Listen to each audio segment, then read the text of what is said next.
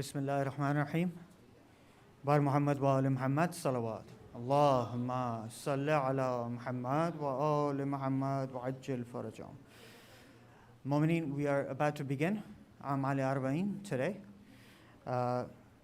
Before we start, I would like everybody to recite a Surah Fatiha for the marhumeen of today's program sponsors, all our marhumeen and the marhumeen of the Ummah. And let us all please include Marhuma Fatima Natani Kashmiri and Marhum Hassan Natani, the marhumeen who passed away and left orphan children behind at the request of the Arbaeen Foundation, marhumeen of Dr. Arshad Asghar and family, marhumeen of Sister Batul Asma Maryam, marhumeen of Brother Ashraf, Brother Waqar, Sister Hira, Sister Nasreen, and Brother Faizan and family, marhumeen of Dr. Mubarak and Mrs. Samina Naqwi, and all our marhumeen and the marhumeen of the Ummah. Bismillahir Rahmanir Rahim. Alhamdulillahi Rabbil Alameen. Ar-Rahman Ar-Rahim. Maliki Yawmiddin. Iyyaka na'budu wa iyyaka nasta'in.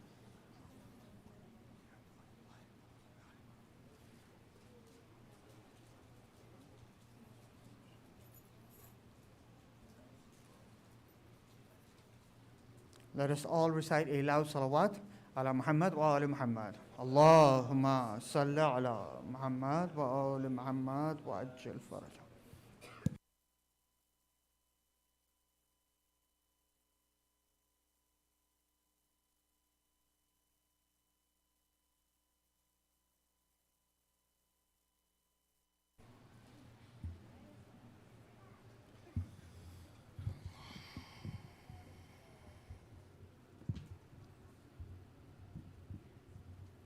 Thank you.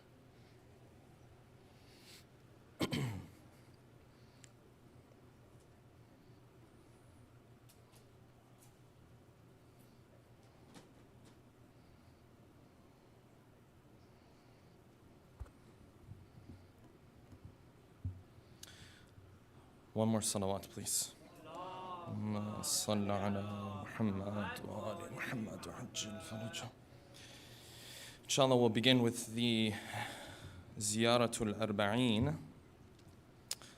And I will begin, inshallah, with some context revolving around this ziyarah.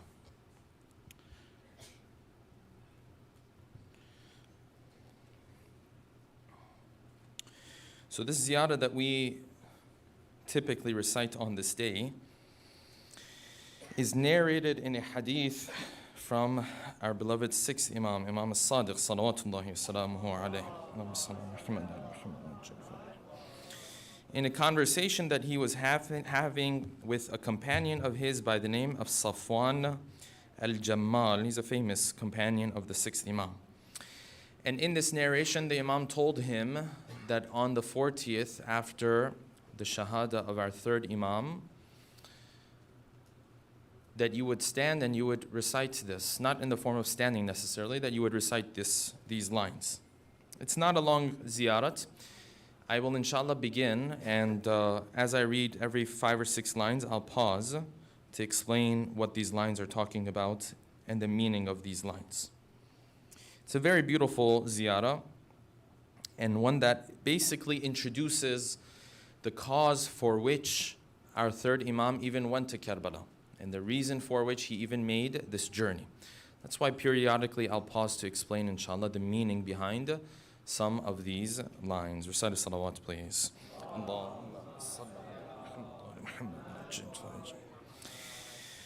Bismillahir Rahmanir Rahim. Assalamu ala waliyillahi wa habibih.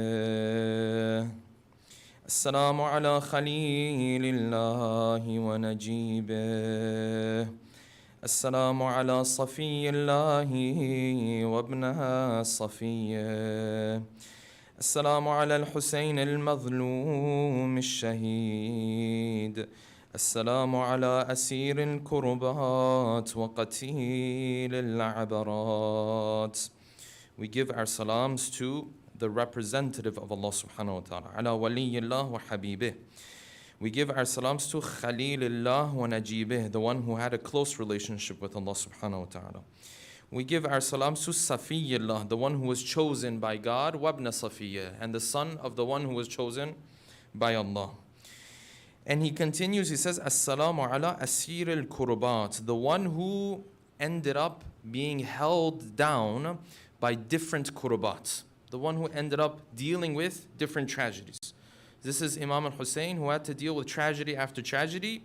He is referring to himself as Asirul Kurubat, or the narration refers to him as Asirul Kurubat, wa Qatil al-Abarat, and the one who is killed and the one who is remembered with tears.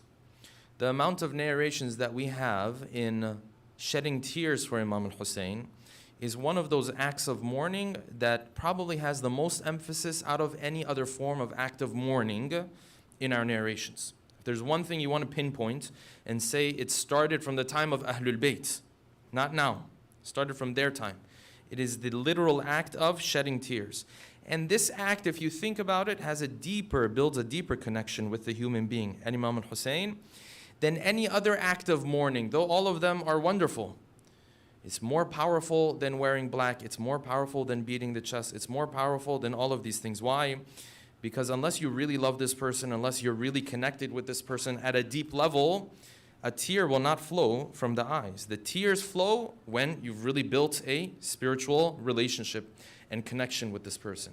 So any form of mourning is valuable, but tears in particular, highly emphasized in our narrations. That's why he refers to himself as Qatilul Abarat. This narration is from the 6th Imam.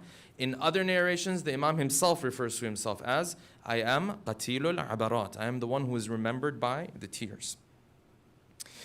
اللهم إني أشهد أنه وليك وابن وليك وصفيك وابن صفيك الفائز بكرامتك أكرمته بالشهادة وحبوته بالسعادة واجتبيته بطيب الولادة وجعلته سيدا من السادة وقائدا من القادة وذائدا من الذادة وأعطيته مواريث الأنبياء وجعلته حجة على خلقك من الأوصياء فأعذر في الدعاء ومنح النصح. O Allah, I bear witness that He is the one. He is waliyuka, He's your representative, wabnu waliyuk, and the son of your representative, wasafiyuka wabnu safiyuk, al-faizu bi karamatik, the one who reached that high status. What is this high status? Wa akramtahu bi shahada, you granted him the status of him giving his life in your path. Wa habawtahu bis sa'ada, and you granted him a wonderful fate. Wajtabaytahu bi tib al-wilada, and he was chosen from the time of his birth, which is something we believe in the Shia school of thought. Other schools of thought don't have this belief. We have it because it's in multiple du'as of ours, that he was born from a special lineage. وَجَعَلْتَهُ سَيِّدًا مِنَ السَّادَةِ, and you made him one of the special ones. وَقَائِدًا مِنَ الْقَادَةِ, and one of the leaders. وَذَائِدًا مِنَ الذَّادَةِ, and one of the protectors. Yes, we have this famous line that the Imam mentioned on the 10th of Muharram. He said, هَلْ مِن نَاصِرٍ يَنصُرَنَا, is there anyone to help us? هَلْ مِن ذَادٍ or ذَابٍ يَذُبُّ عَنْ حَرَمِنَا, is there anyone to protect us? Here the dua is saying he's ذَائِدًا مِنَ الذَّادَ, he's one of the protectors. Protectors of what? He's one of the protectors of faith. He's one of the roles of Ahlul Bayt. Their role was not just simply to rule over the ummah. No, the role was to protect this faith, stop new things that are introduced into the faith, remove things that are already introduced to the faith by others. And this is why you have these different arguments and backs and forths between Ali ibn Abi Talib and other individuals who were in charge. Because there are certain things that were introduced, he wanted to remove them. This is the role of an imam. ذَائِدًا مِنَ الذَّادَ, he is to protect this faith. And then he continues, he says, وَأَعْتَيْتَهُ مَوَارِيثَ الْأَنْبِيَاءِ, and you gave to him the inheritance of all of the prophets. Meaning all of these prophets who came, they were working towards this cause It all boiled down to Karbala. All boiled down to what Imam Husain was doing. What he was doing was furthering the cause of all of these guys. Hence, we call him Warith. This is why after this Ziyara, we're going to recite Ziyaratul Warith. Warith meaning what? He inherited their cause. If there's anyone on earth who's representing that cause of 124,000 prophets, it's him. وَأَعْتَيْتَهُ مَوَارِثَ الْأَنْبِيَاءِ وَجَعَلْتَهُ حُجَّةً عَلَى خَلْقِكَ مِنَ الْأَوْصِيَاءِ. And you made him a hujjah, a proof for yourself upon people. Hujjah is someone Allah subhanahu wa ta'ala points to and says, you need to act like this because of him. Hujjah is a proof Allah subhanahu wa ta'ala has on earth. If you and I are misguided, Allah subhanahu wa ta'ala points to him. He says, this is my hujjah. You should have been acting like him. You should have been doing things like him. If you do something and God asks you, why did you do it on the day of judgment? You point to Imam Husain. You say, he did it this way, I do it this way. This is hujjah, something that works in court. This is the meaning of hujjah. Yes? It's an argument that holds up in court. Hence, I follow him. If I do something, Allah subhanahu wa ta'ala asks me why. In the court of the day of judgment, I point to who? I point to this family. Yes? If I do something else, Allah subhanahu wa ta'ala uses this family to show me that I wasn't on the right path. They are hujjatullah. Yes, they are proof of Allah subhanahu wa ta'ala. وَحُجَّةَ اللَّهِ عَلَى خَلْقِكَ مِنَ الْأَوْصِيَاءِ فَأَعْذَرَ فِي الدُّعَاءِ. So he left behind no excuses. He went all the way in conveying the message of Allah subhanahu wa ta'ala. Anyone before Muharram might have thought the path of right and the path of wrong can mix these two with one another. After Ashura, the picture was painted so clearly, you can't be a lover of Yazid anymore. You can't be on that wavelength anymore. فَأَعْذَرَ فِي الدُّعَاءِ وَمَنَحَ النُّصْحِ. And he brought, advice to people. And he continues, and these lines are very important.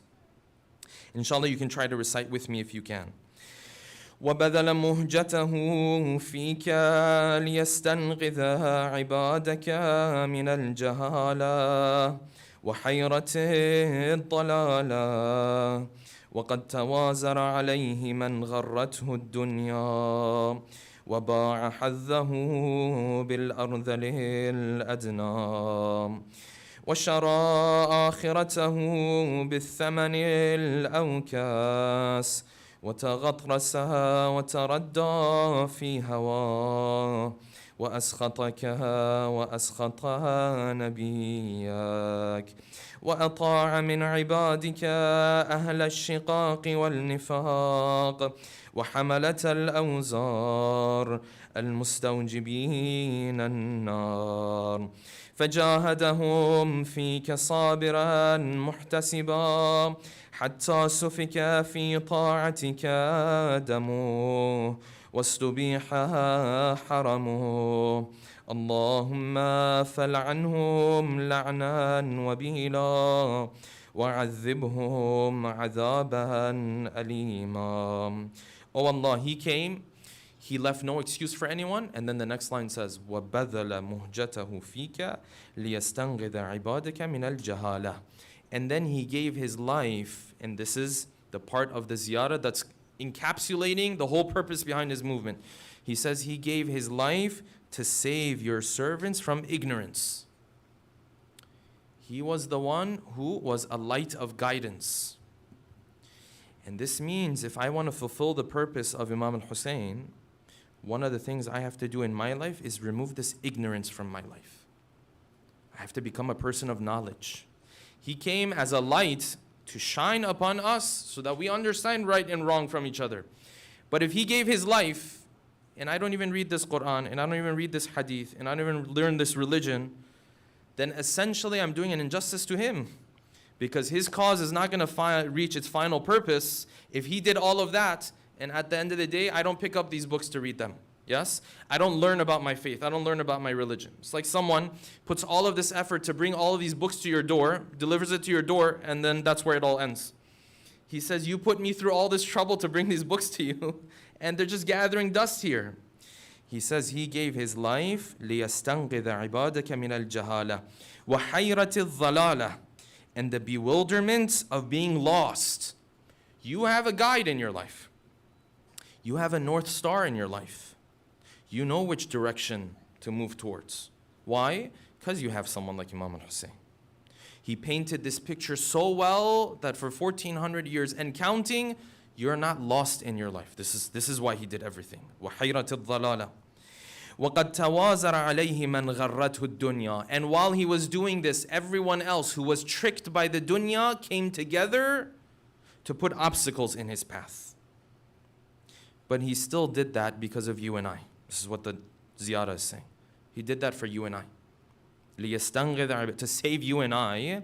Even though all of the people of his time came together, put their power together, تَوَازَرَ عَلَيْهِ. To do what? To stop him. Yes, to kill him, to shed his blood, to shed the blood of his loved ones. All of this stuff that happened on 10th of March, everyone came together to stop him, but they were not able to stop him. He still became that North Star for us. Still became that guiding star. وَبَاعَ حَذَّهُ بِالْأَرْضَ لِلْأَدْنَى. These people who came against him, they sold their akhirah for a little small thing to get in this dunya. Yes? This one, he was promised the governance of Ray. The other one was promised, if you, trample the body of Husain, I'll give you this reward. The other one was just promised some money. Many of the people who came from Kufa, the reason why they came is because they were mercenaries. You pay them, they come. It's part of the army. Oh, you get the money. For the smallest thing, he bought what type of akhirah for himself? وَشَرَى آخِرَتَهُ بِالثَّمَنِ الْأَوْكَسِ وَتَغَطْرَسَ وَتَرَدَّى فِي هَوَاهُ وَأَسْخَتَكَ وَأَسْخَتَ نَبِيَّاكَ وَأَطَاعَ مِنْ عِبَادِكَ أَهْلِ الشِّقَاقِ وَالنِّفَاقِ وَحَمَلَةِ الْأَوْزَارِ الْمُسْتَوْجِبِينَ النَّارِ. So this is what these guys did. فَجَاهَدَهُمْ فِيكَ صَابِرًا مُحْتَسِبًا. Muhtasibah means what? He fought in your path patiently, sabiran, muhtasibah. You know what muhtasibah means? Muhtasibah means every time something happens to you, you put it on Allah subhanahu wa ta'ala. Every step of the way, you say, Ya Allah, I'm going to take this because you told me to take this. I'm going to tolerate this because you told me to tolerate this. How many times does this happen on the 10th of Muharram? How many times does Imam al-Husain break down? As a human being, as an emotional human being, he breaks down 1,000,000 times. But every time he says, I'll do it because of you. This is muhtasiban. So when the bala comes, he looks the bala straight in the eye. He says, I will take this because you're watching. This is what happened with Ali Asghar. Yes? When the arrow came and all of that, he held the child. He said, Hawwana alay annahu bi'aynik. The only reason why I can take this, because you're watching me. This is muhtasiban. Every step of the way you say, Ya Allah, I'm taking this because of you. فَجَاهَدَهُمْ فِيكَ صَابِرًا مُحْتَسِبًا حَتَّى سُفِكَ فِي طَاعَتِكَ دَمُهُ. He went all the way to the point where his own blood was shed. وَاسْتُبِيحَ حَرَمُهُ. Not only was his blood shed, his respect and his family was disrespected too. This is a different level. It's one thing for people to come after you. It's another thing when people come after your family. He did all of this for you and I, to become this guiding star. وَاسْتُبِيحَ حَرَمُهُ اللَّهُمَّ فَلْعَنْهُمْ لَعْنًا وَبِيلًا وَعَذِّبْهُمْ عَذَابًا أَلِيمًا. Let's continue. السلام عليك يا ابن رسول الله السلام عليك يا ابن سيد الأوصياء أشهد أنك أمين الله وابن أمينه عشت سعيدا ومضيت حميدا ومت فقيدا مظلوما شهيدا وأشهد أن الله منجز ما وعدك ومهلك من خذلك ومعذب من قتلك وأشهد أنك وفيت بعهد الله وجاهدت في سبيله حتى أتاك اليقين فلعن الله من قتلك ولعن الله من ظلمك ولعن الله أمة سمعت بذلك فرضيت به اللهم إني أشهدك أني ولي لمن والاه وعدو لمن عادى بأبي أنت وأمي يا ابن رسول الله أشهد أنك كنت نورا في الأصلاب الشامخة والأرحام المطهرة لم تنجسك الجاهلية بأنجاسها ولم تلبسك المدلهمات من ثيابها وأشهد أنك من دعائم الدين وأركان المسلمين ومعقل المؤمنين وأشهد أنك الإمام البر التقي الرضي الزكي الهادي المهدي. O Allah, I bear witness that you became, this Imam al-Husain of yours became this North Star, but him being this guide wasn't something only for the people of that time. It applies to me today too. So now, O Imam al-Husain, Allahumma inni ushiduka. O Allah, I take you as witness to say this. Say what? To say, anni waliyun liman walah. Now today, whoever is a friend of his, he's also my friend. And today, whoever is an enemy of his teachings, his religion, his faith, today is an enemy of mine. Yes? Karbala was not 1400 years ago. This thing we say, yes, we say every day is Ashura, every land is Karbala. Is this a hadith, not a hadith? There's discussion on it. Regardless, it holds true in terms of principle. Yes? In terms of principle, this battle between evil and good is always there. It is there today. So he says, Oh Allah, I bear witness, or I take you as my witness, that today, whoever is his friend is my friend. If there is someone who goes against his principles today, then I'm against his principles. And today you might have seen in some of these processions, yes? There are still, oh my God, this king of ours who has now become the new king, we give him allegiance and we bless him and all of this. In the Arbaeen julus. So what does this mean? This means apparently أَنَّكَ وَلِيٌّ لِمَنْ وَالَاهُ, friends with the friends of Husain, وَعَدُوٌ لِمَنْ عَادَاهُ, and objecting to those who are his enemies. Apparently this is not something that has been adopted by us fully. This is a problem. Karbala was not 1400 years ago, it's today too.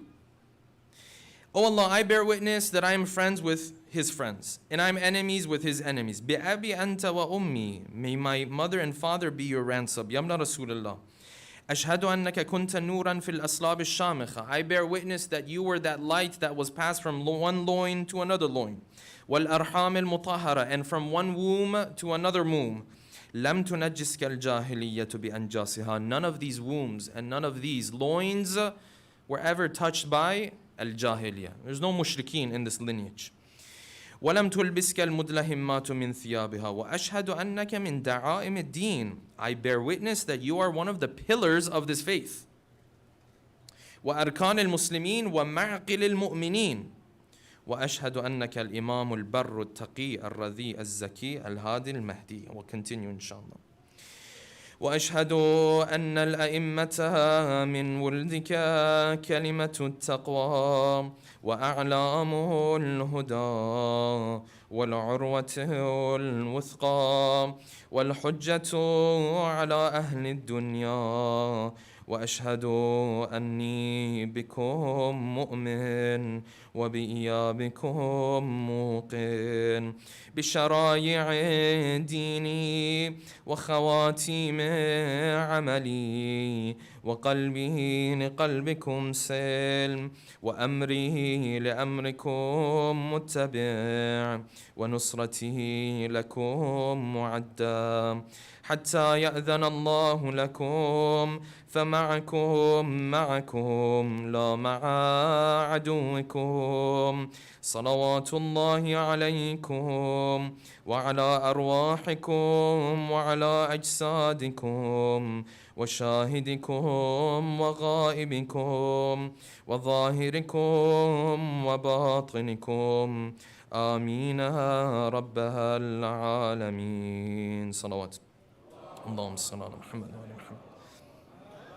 He says, I bear witness أن الأئمة من ولدك, not only you are this star, الأئمة من ولدك, your children are also kalimatut taqwa. They represented righteousness and piety. Then I want to draw your attention to these lines. وَأَعْلَامُ الْهُدَى, and they were the banners of guidance. وَالْعُرْوَةُ الْوُثْقَى, and they were the firm handle that one is supposed to hold on to pull himself towards the faith. Yes, what does the Quran say in Ayatul Kursi?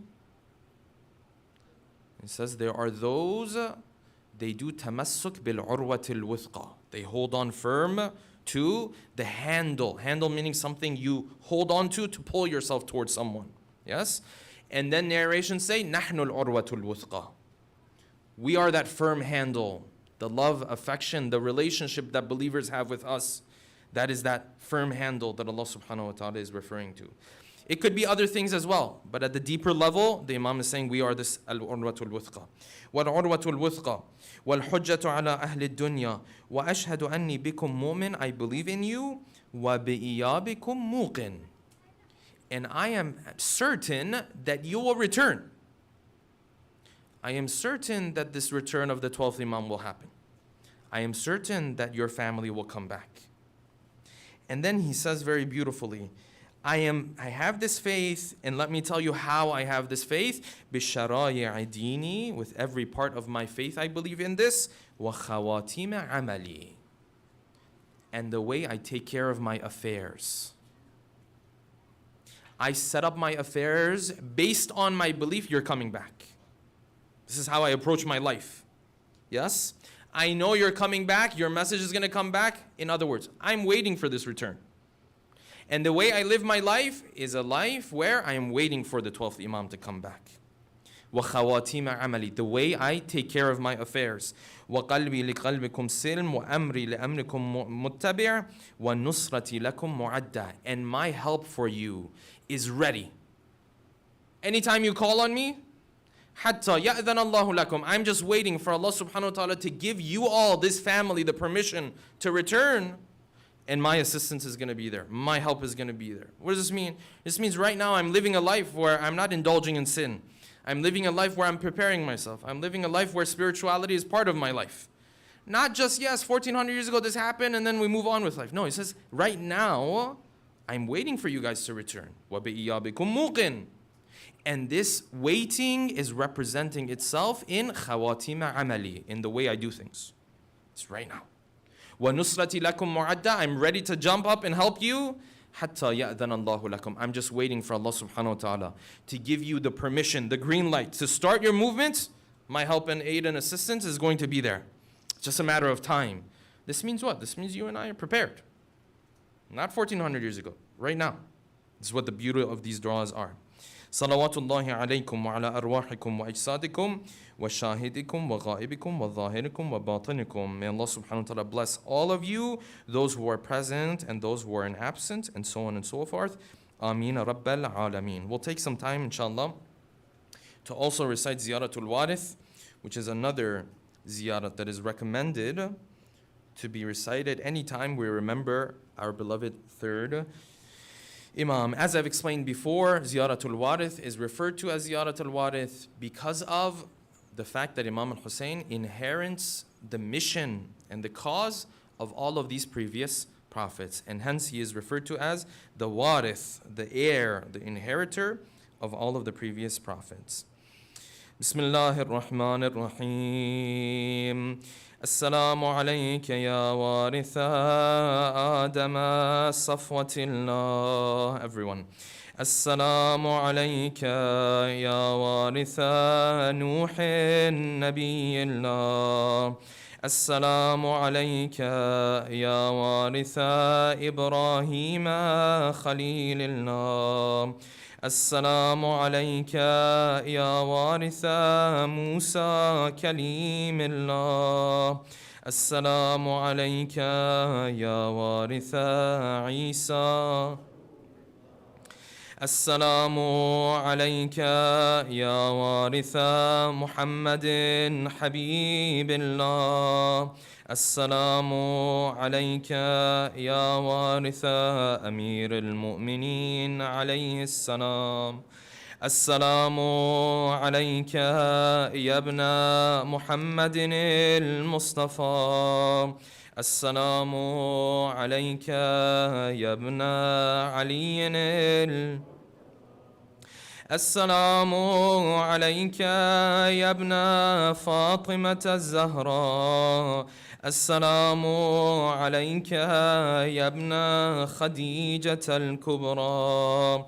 السلام عليك يا ثار الله وابن ثاره والوتر الموتور. أشهد أنك قد أقمت الصلاة وآتيت الزكاة وأمرت بالمعروف ونهيت عن المنكر وأطعت الله ورسوله حتى أتاك اليقين. فلعن الله أمة قتلتك ولعن الله أمة ظلمتك ولعن الله أمة سمعت بذلك فرضيت به.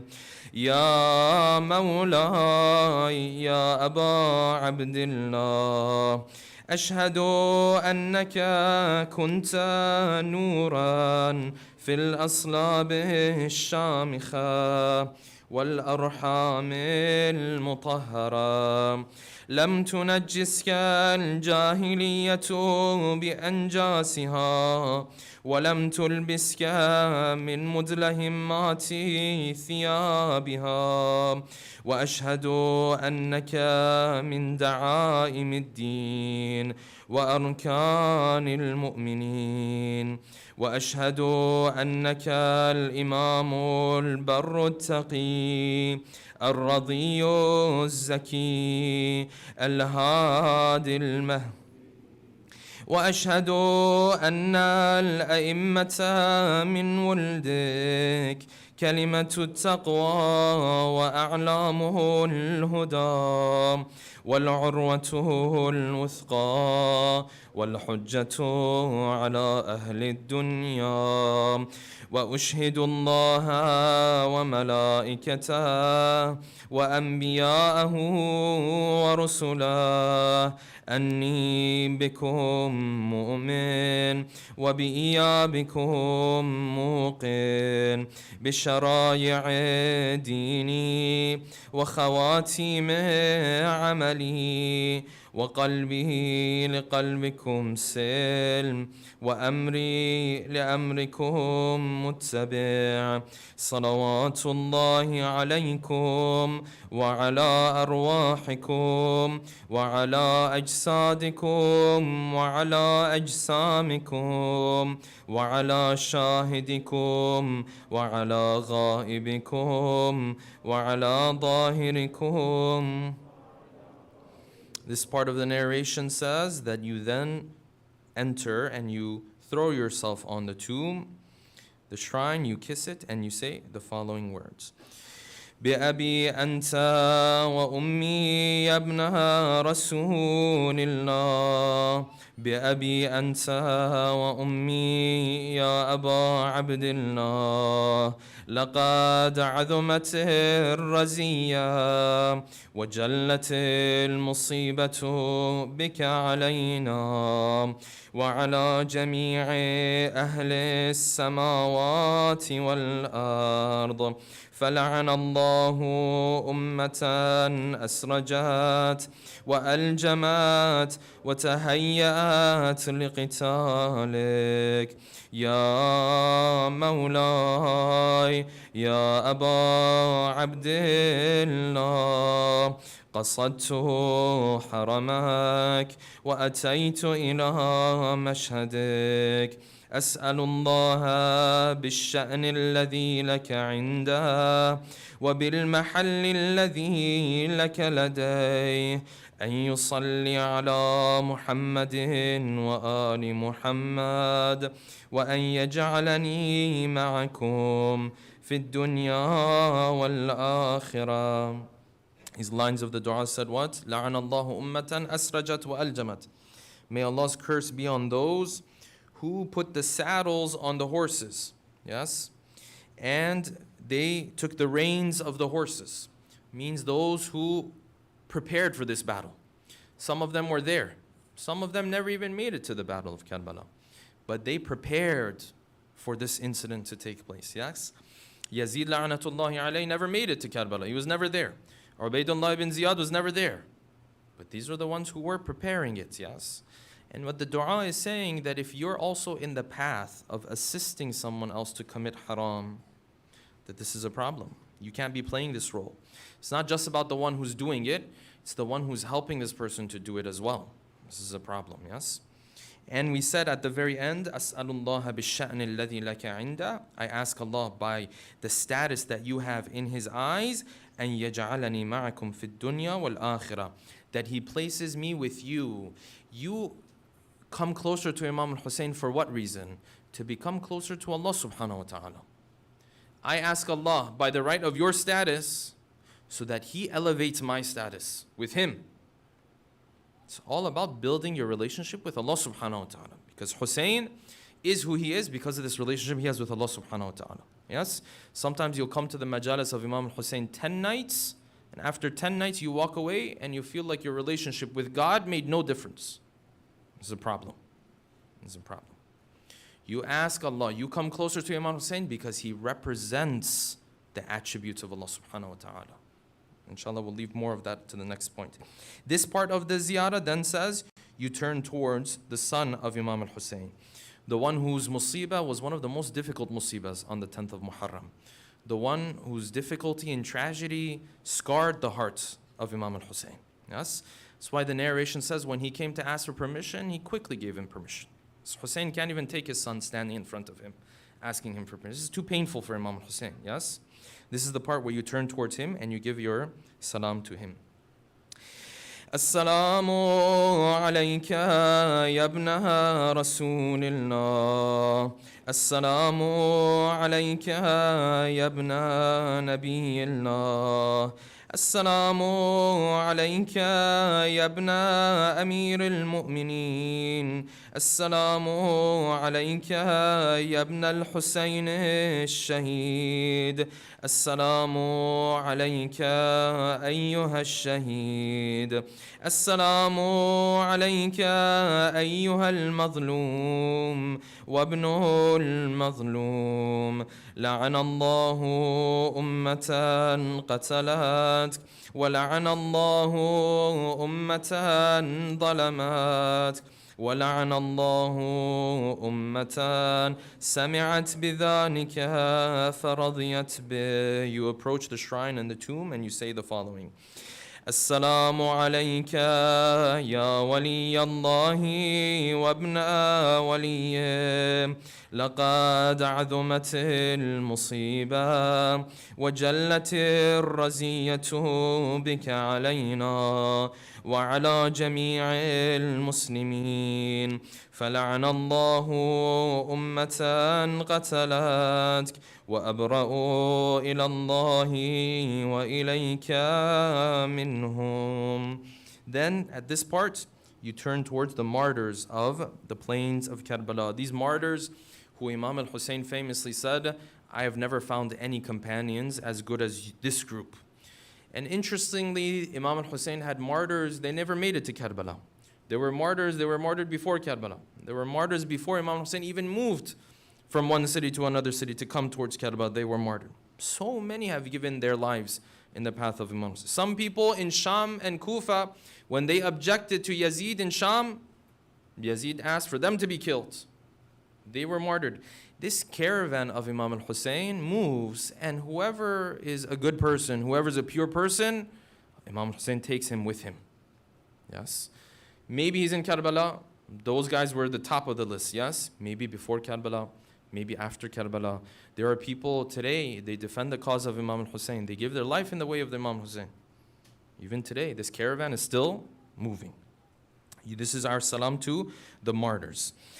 السلام عليكم يا أولياء الله وأحباءه السلام عليكم يا أسفياء الله وأوداءه السلام عليكم يا أنصار دين الله السلام عليكم يا أنصار رسول الله السلام عليكم يا أنصار أمير المؤمنين السلام عليكم يا أنصار فاطمة سيدتي نساء العالمين السلام عليكم يا أنصار أبي محمد الحسن ابن علي الولي الناصح السلام عليكم يا أنصار أبي عبد الله بأبي أنتم وأمي طبتم وطابت الأرض التي فيها دفنتم وفزتم فوزا عظيما فيا ليتني كنت معكم فأفوز معكم فوزا عظيما صلوات اللهم صل على محمد وعلى محمد. Inshallah, we'll take some time to recite the 2 rakat salat. And then also there are some general adhkar that some have said is narrated to be recited on this day. 40 times istighfar is one that has been narrated. 70 times tasbihatul arba'a. Inshallah, during your time, you can take advantage of this time to do these a'mal. At the end of the day, anything that we do as it relates to Imam al-Hussein, the final goal behind it is to deepen your relationship with Allah subhanahu wa ta'ala.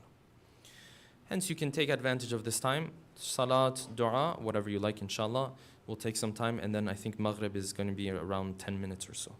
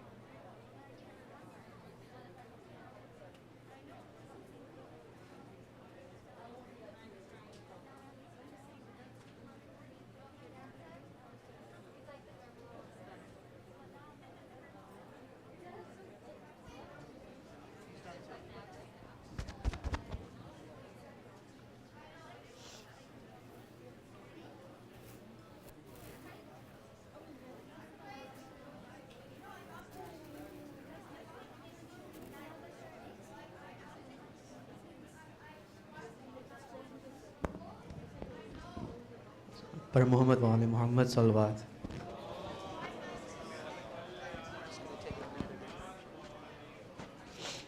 Just a quick couple of announcements, brothers and sisters, before we start Salat. After the speech tonight, there will be a question and answer session with Sheikh Mahdi at the end of tonight's program, open to everyone. Also, we do have two organizations present here with stalls tonight, Husain and Al-Ain Social Foundation. They are requesting attendees to stop by. One quick announcement before Azan is that please remember that there is still a mandated mask policy here at CFK for all in-person attendance. If you do not have a mask, please let us know. We will provide one for you. With that, I'll give it to the brother for Adhan for Maghrib and Isha Salah.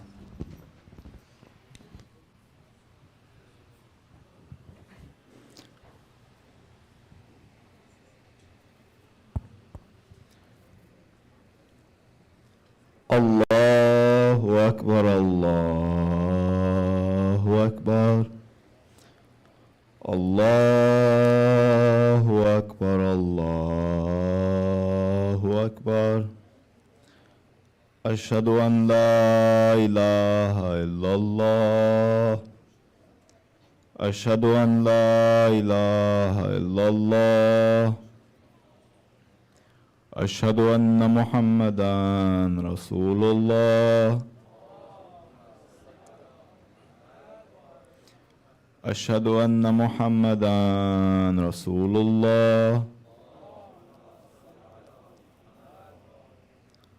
أشهد أن عليًا ولي الله. أشهد أن عليًا حجة الله. حي على الصلاة، حي على الصلاة، حي على الفلاح، حي على الفلاح، حي على خير العمل، حي على خير العمل. الله أكبر، الله أكبر. لا إله إلا الله، لا إله إلا الله.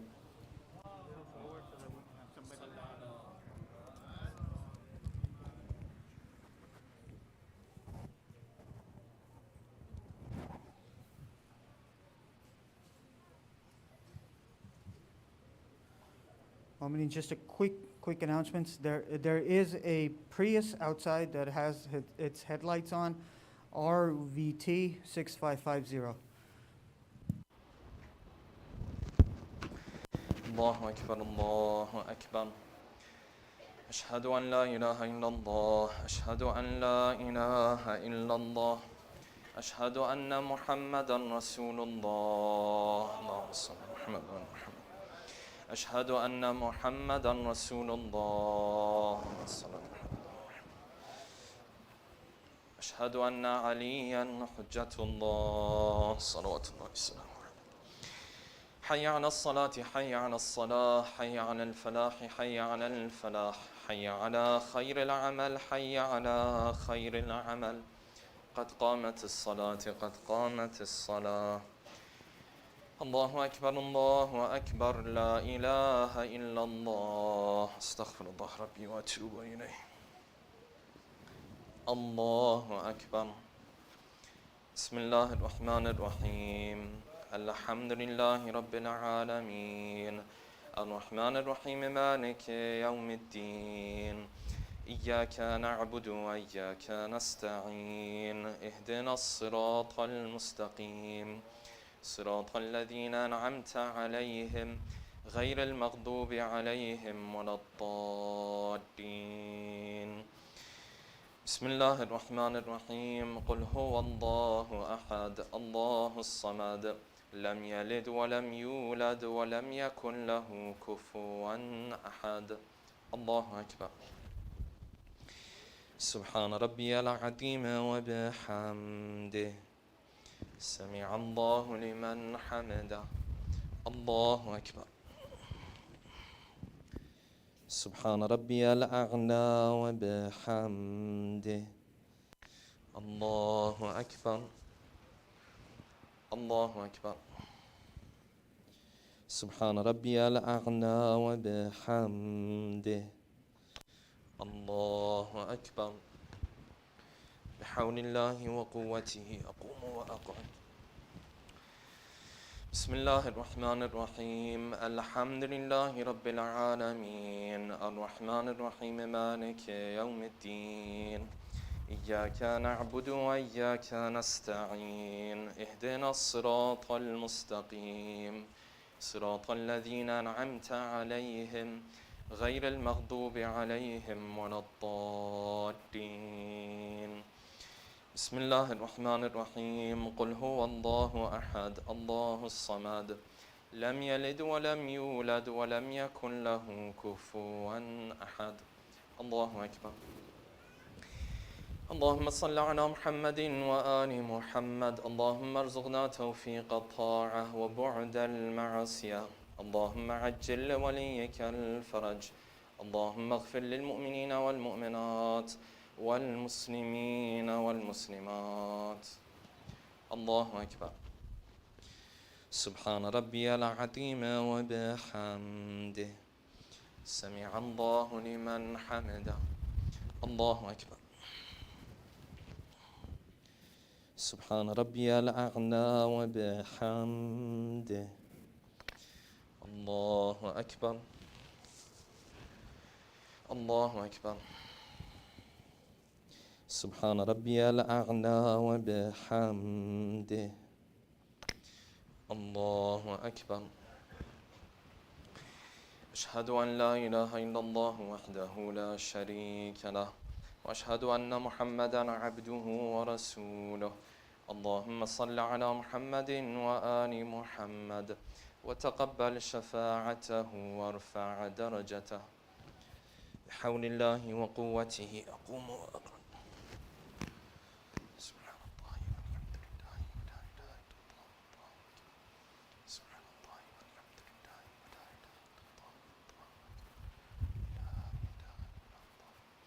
الله أكبر. سبحان ربي العظيم وبحمده سمع الله لمن حمده. الله أكبر. سبحان ربي الأعلى وبحمده. الله أكبر.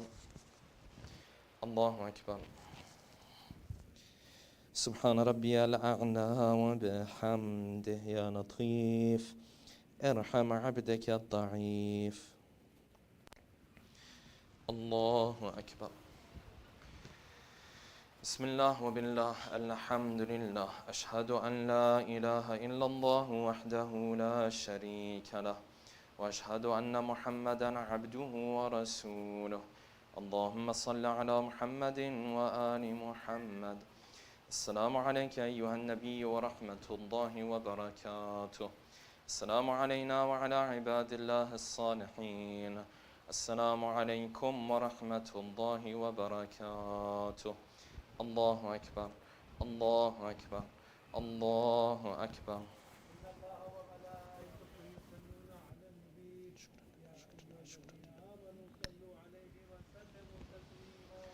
اللهم صل على محمد وآل محمد. اللهم صل على محمد وآل محمد.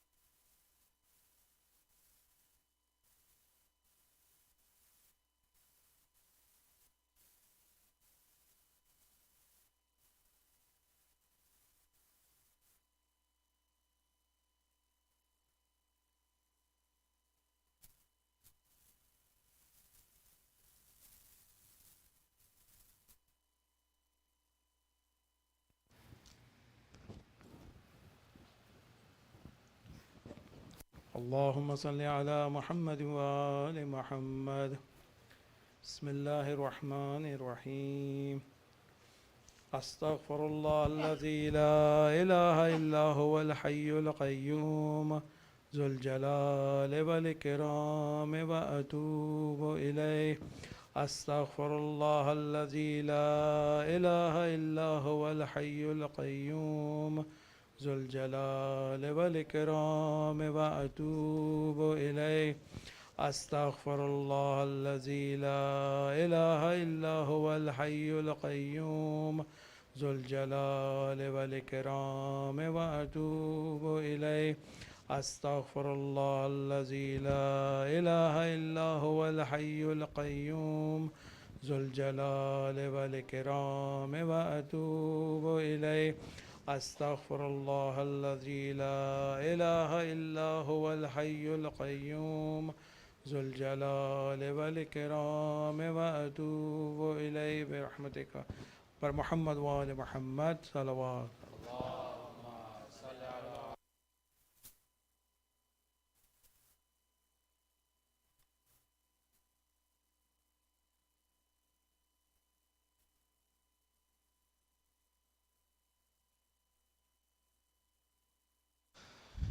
الله أكبر الله أكبر.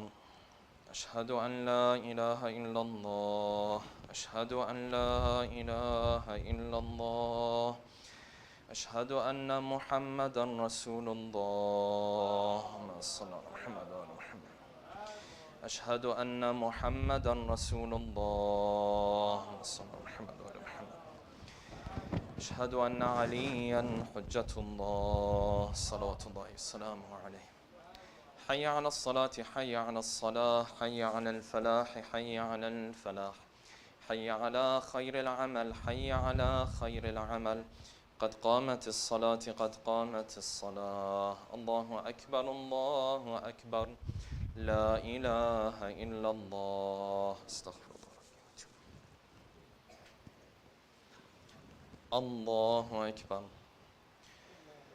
بسم الله الرحمن الرحيم. الحمد لله رب العالمين الرحمن الرحيم مالك يوم الدين. إياك نعبد وإياك نستعين. اهدنا الصراط المستقيم صراط الذين أنعمت عليهم غير المغضوب عليهم ولا الضالين. بسم الله الرحمن الرحيم. قل هو الله أحد الله الصمد لم يلد ولم يولد ولم يكن له كفوا أحد. الله أكبر. سبحان ربي العظيم وبحمده. سمع الله لمن حمده. الله أكبر. سبحان ربي الأعلى وبحمده. الله أكبر. الله أكبر. سبحان ربي الأعلى وبحمده. الله أكبر. بحول الله وقوته أقوم وأقعد. بسم الله الرحمن الرحيم. الحمد لله رب العالمين الرحمن الرحيم مالك يوم الدين. إياك نعبد وإياك نستعين. اهدنا الصراط المستقيم صراط الذين أنعمت عليهم غير المغضوب عليهم ولا الضالين. بسم الله الرحمن الرحيم. والعصر إن الإنسان لفي خسر إلا الذين آمنوا وعملوا الصالحات وتواصوا بالحق وتواصوا بالصبر. الله أكبر. اللهم صل على محمد وآل محمد. اللهم ارزقنا توفيق الطاعة وبعد المعصية. اللهم عجل لوليك الفرج. اللهم اغفر للمؤمنين والمؤمنات والمسلمين والمسلمات. الله أكبر. سبحان ربي العظيم وبحمده. سمع الله لمن حمده. الله أكبر. سبحان ربي الأعلى وبحمده. الله أكبر. الله أكبر. سبحان ربي الأعلى وبحمده. الله أكبر. أشهد أن لا إله إلا الله وحده لا شريك له. أشهد أن محمدا عبده ورسوله. اللهم صل على محمد وآل محمد وتقبل شفاعته وارفع درجته. بحول الله وقوته أقوم وأقعد. سبحان الله والحمد لله ولا إله إلا الله والله أكبر. سبحان الله والحمد لله ولا إله إلا الله الله أكبر. سبحان ربي العظيم وبحمده. سمع الله لمن حمده. الله أكبر. سبحان ربي الأعلى وبحمده. الله أكبر. الله أكبر. سبحان ربي الأعلى وبحمده. الله أكبر. بحول الله وقوته أقوم وأقعد.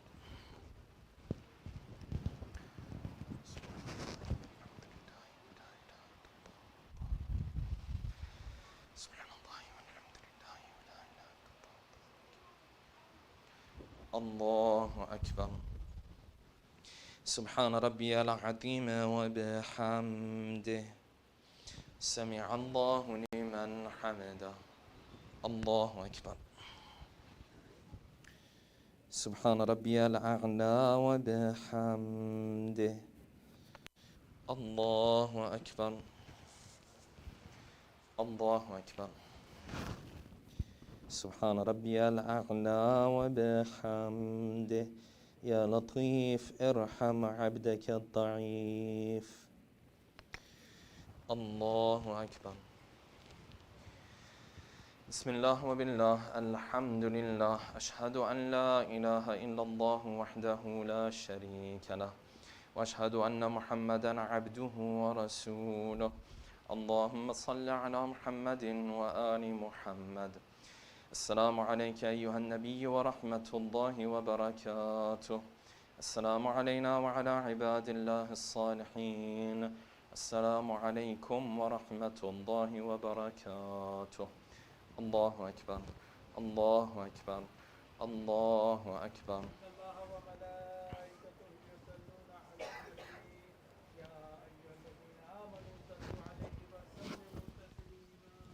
اللهم صل على محمد وآل محمد.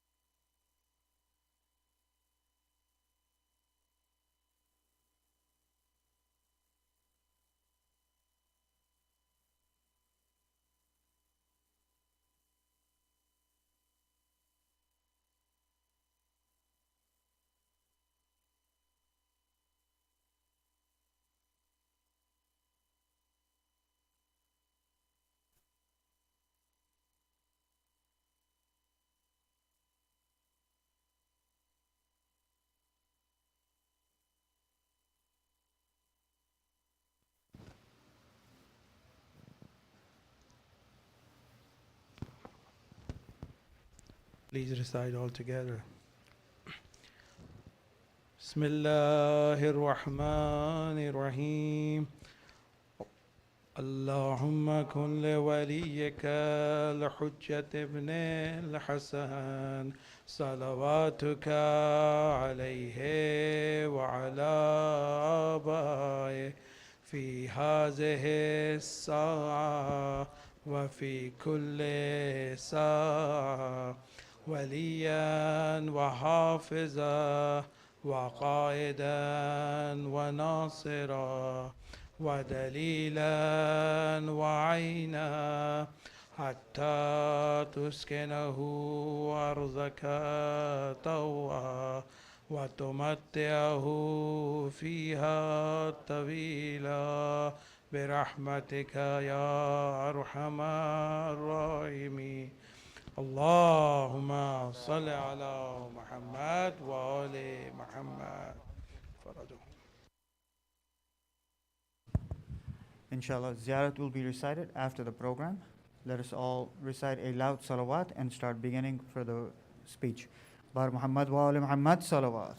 Allahumma salli ala.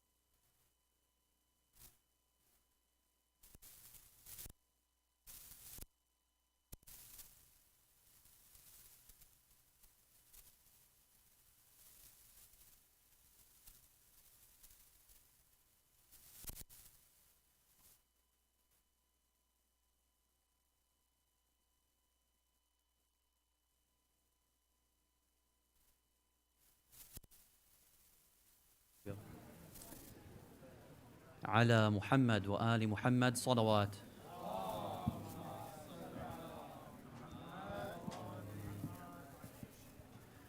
الفاتحة. بسم الله الرحمن الرحيم.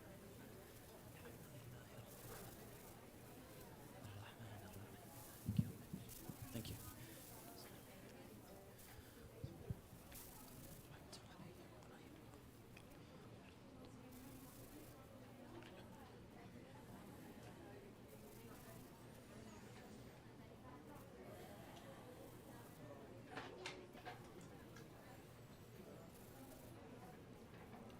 أعوذ بالله من الشيطان الرجيم. بسم الله الرحمن الرحيم. نحن خلقناكم فلولا تصدقون. أفرأيتم ما تمنون أأنتم تخلقونه أم نحن الخالقون.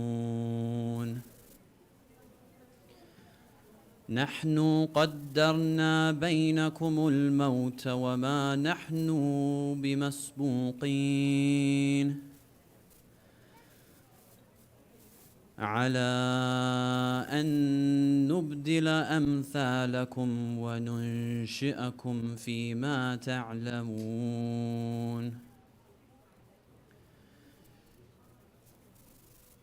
ولقد علمتم النشأة الأولى فلولا تذكرون. أفرأيتم ما تحرثون أأنتم تزرعونه أم نحن الزارعون. لو نشاء لجعلناه حطاما فظلتم تفكهون. إنا لمغرمون بل نحن محرومون.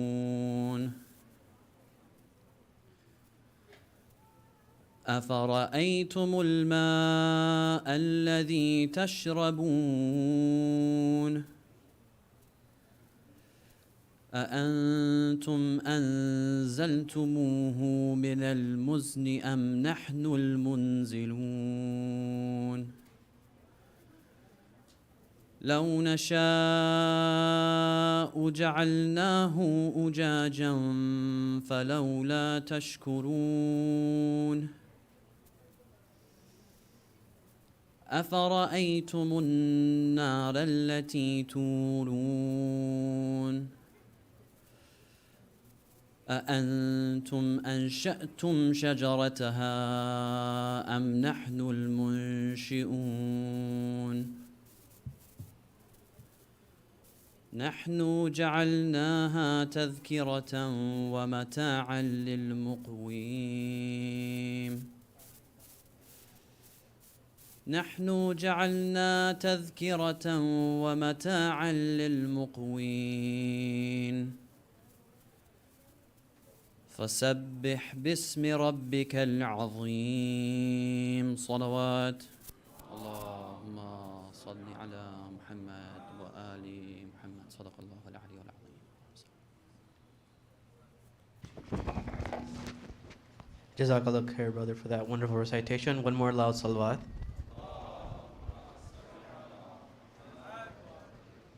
At this time, before I invite our next reciter, I would like to please ask the sisters to please quiet down a little as the program has started. With that, I will ask Brother Mohsen Ladak for recitation of poetry with the loud salawat ala Muhammad wa ali Muhammad.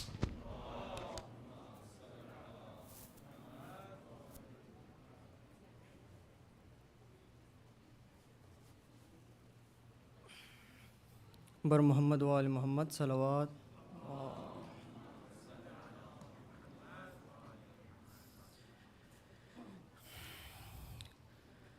شام کی عورتوں ایک وعدہ کرو روز قبر سکینہ پہ آؤ گی تم شام کی عورتوں ایک وعدہ کرو صورت شاہدی بے کفن بھی میرے جیسی اسیر محن بھی خالی کرتے میں مدفون غربت مثل اصغر رہی بے کفن بھی کیا کفن کی طرح روز چادر اس لحد پر چڑھاؤ گی تم شام کی عورتوں ایک وعدہ کرو روز قبر سکینہ پہ آؤ گی تم شام کی عورتوں ایک وعدہ کرو ایک یثرب کی تھی شاہزادی اس کا سکا تھا عباس غازی مشق لے کر گیا سوئے دریا اور قبضے میں کر لی ترائی لوریوں میں یہ سچی کہانی لوریوں میں یہ سچی کہانی روز اس کو سناؤ گی تم شام کی عورتوں ایک وعدہ کرو روز قبر سکینہ پہ آؤ گی تم شام کی عورتوں ایک وعدہ کرو. ہم نے زنداں سے پائی رہائی،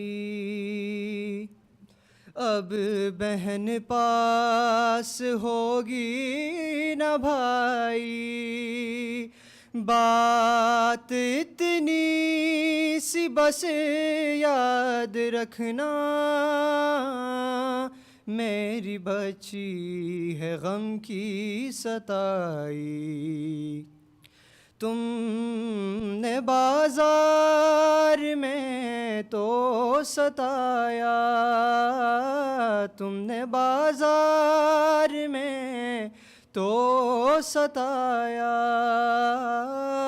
اب نہ اس کو ستاؤ گی تم شام کی عورتوں ایک وعدہ کرو.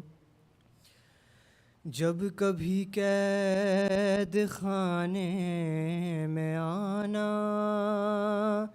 بے ردا بیویوں کو نہ لانا، تم کو اصغر بھی دے گا دعائیں،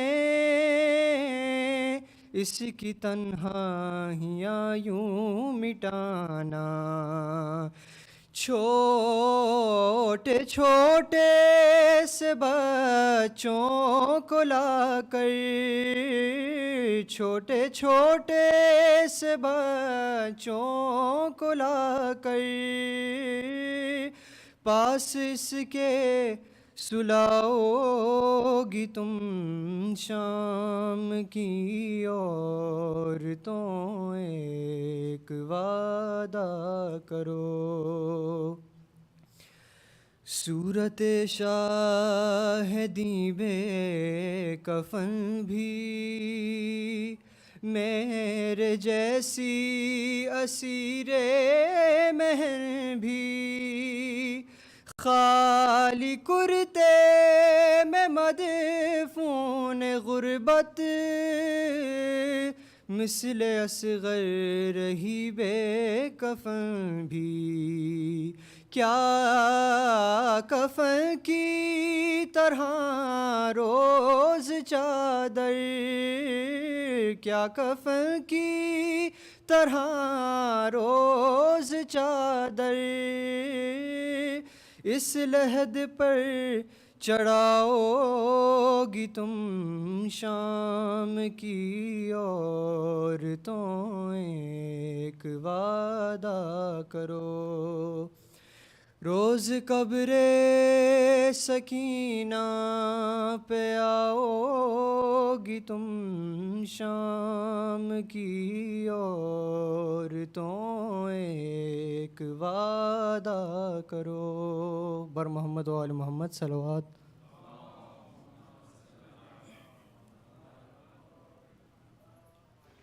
Jazakallah, Brother Mohsen. One more loud salawat for him.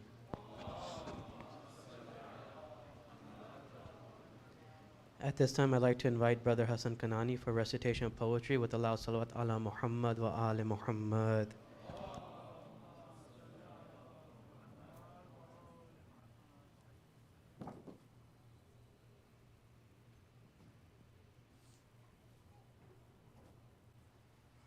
محمد وآل محمد صلوات.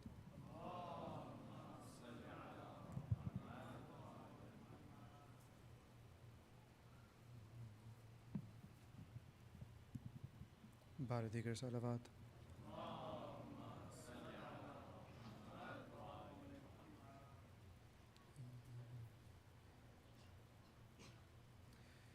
کربلا میں قیامت کا ایک شور ہے،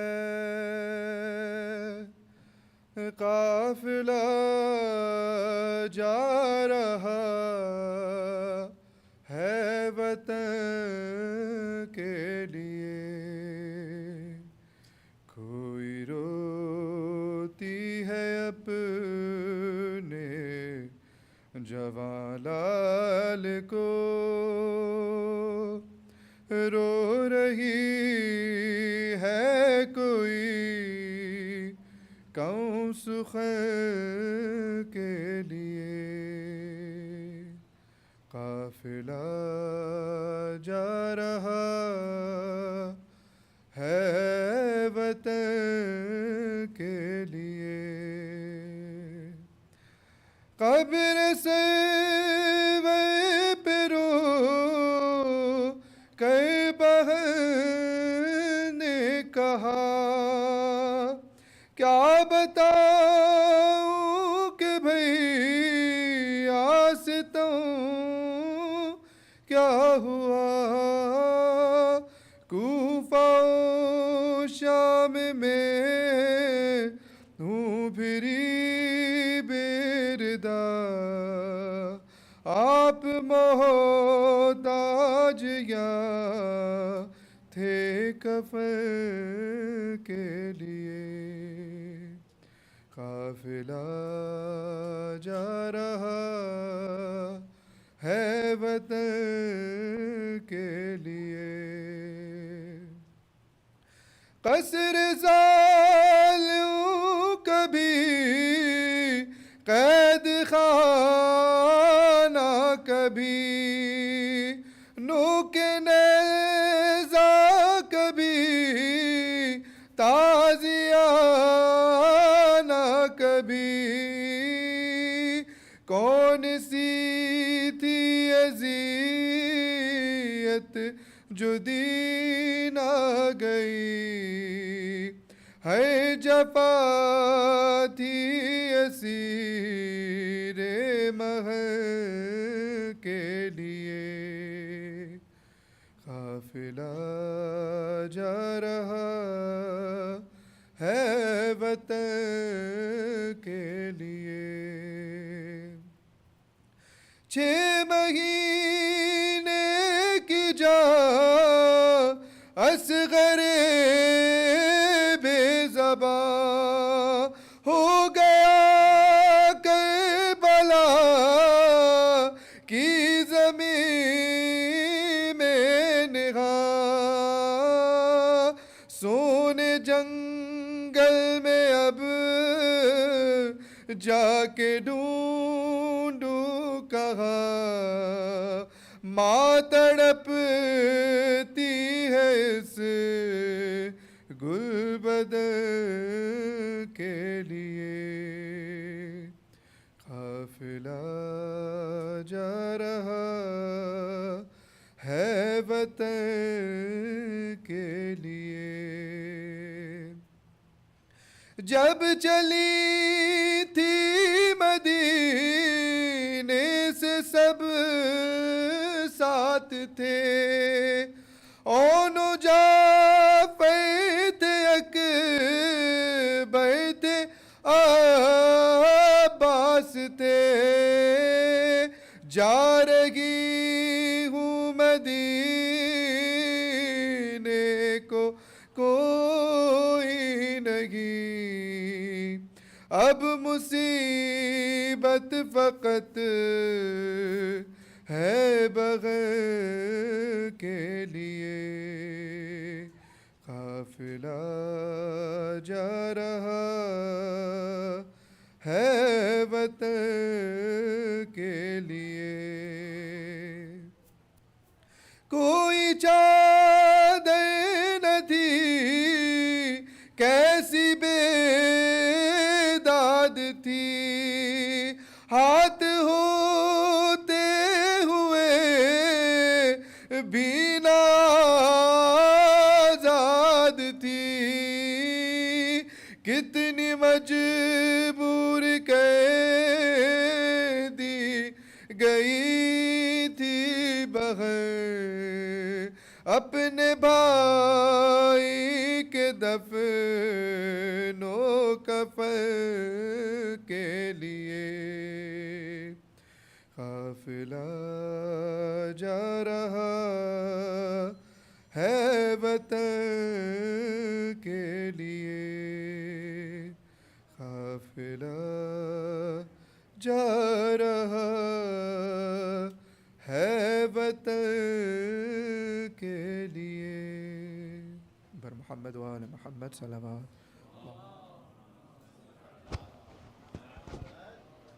Jazakallah khair, Brother Hassan, for that wonderful recitation. One more loud salawat for the brother.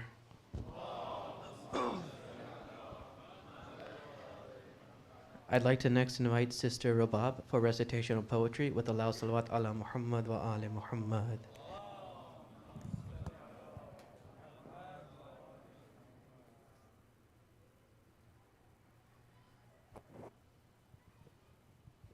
Assalamu alaikum, everyone.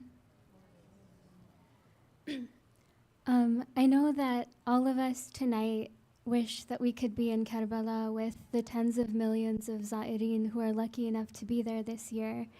But it's my hope that even if we can't be there in body, maybe we can be there in spirit.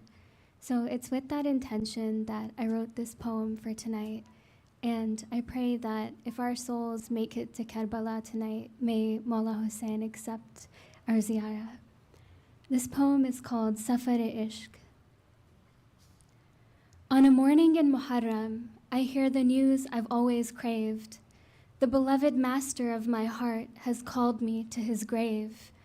This is the call I've been awaiting since my heart began to beat, to join the blessed Za'ireen of Husain ibn Ali. So I set out on my journey in pursuit of the deepest ishq.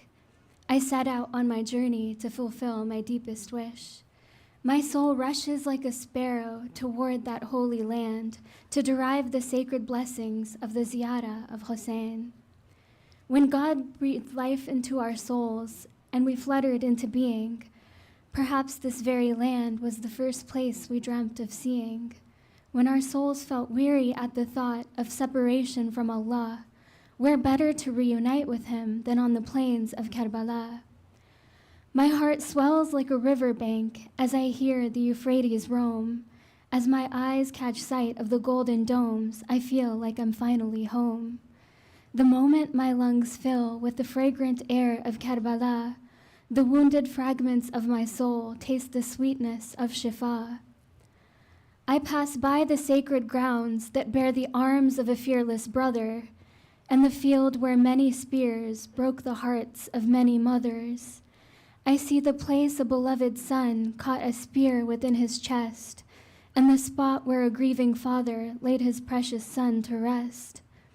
I see the place where a cradle rocks in loving memory of the child who sweetly looked at death and offered it a smile.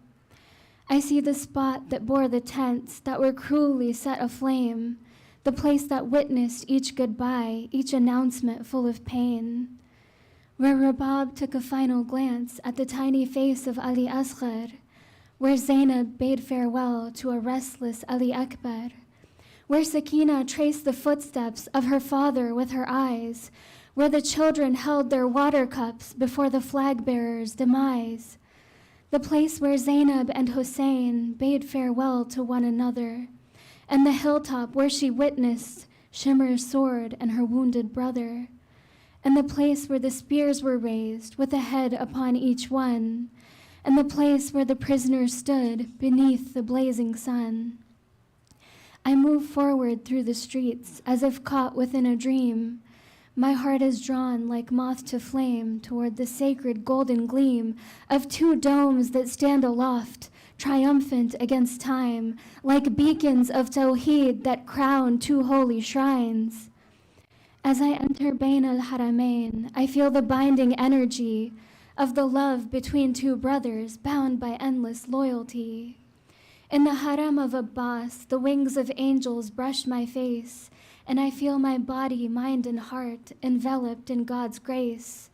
My heart is overcome with shyness as I walk towards Husain. My soul is full of peace, and my heart is full of pain. In the shrine of Nafs al-Mutma'inna, as I stand beneath the dome, I feel the deepest itminan that my soul has ever known. Here a tired father sleeps with a wounded infant on his chest. Every inch of him is broken, but he is a soul at total rest. No pain was ever greater than the suffering of Husain, Yet the walls of his resting place extinguish every pain. As I breathe in the holy light of the place he sanctified, as I breathe in the holy light of the one who died before he died, I feel breathless at the thought that I'm in the haram of Husain. It was an honor great enough just to speak his holy name. These moments will live within me, and for as long as I remain, my heart will be a sanctuary for the memory of Husain. For if he could welcome in a sinner with a heart as dark as mine, if he could welcome in a sinner with a heart as dark as mine, what choice do I have but to love this man until the end of time? The safar of ishq is not a journey of material bodies set in motion. The safar of ishq is the reunion of a teardrop with the ocean. For the journey we make toward Husain is the journey toward Allah, who is the final destination of the Za'ireen of Karbala. Salawat.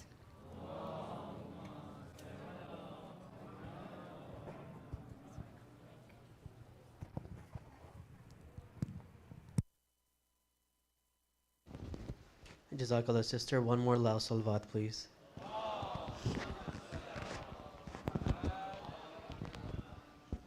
Before I invite Sheikh Mahdi to ascend the member, just a few announcements. First and foremost, please, brothers, a reminder that there is a mandated in-house mask policy. If you are in the program sitting live, please wear a mask. If you do not have one, one will be provided for you. A few announcements for this upcoming week. This upcoming Thursday, September 22nd, there will be a Jahlu Majlis for Marhum Haider Hussain Merchant here at the City of Knowledge. The program will start with Salat, and there will be a speech by Sheikh Mahdi. The program will end with Matam and Ziyarat, and there will be Niyaz served after the program.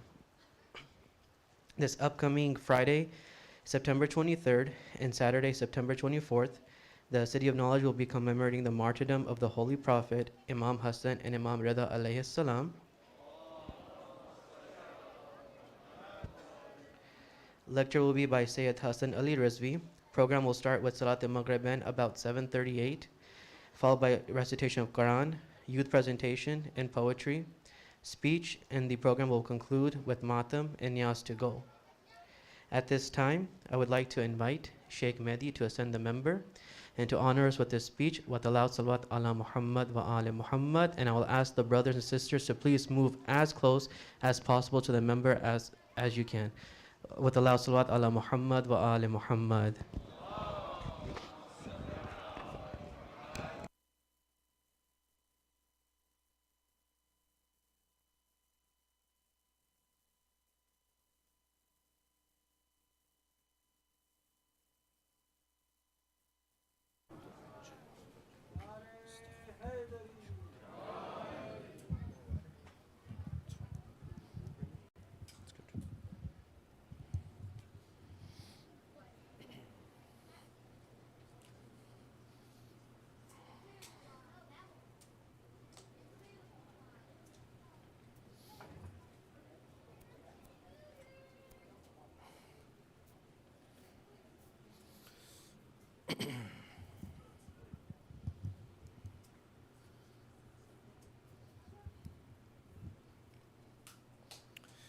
One more salawat, please.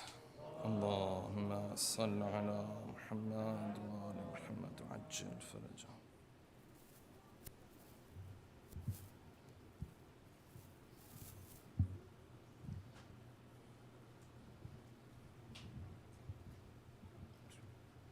One more salawat, please. Allahumma salli ala Muhammad wa ala Muhammad. Ajjil faraja.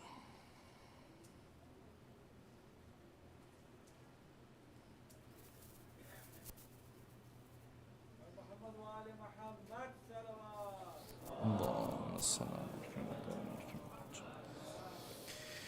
أعوذ بالله من الشيطان الرجيم. بسم الله الرحمن الرحيم.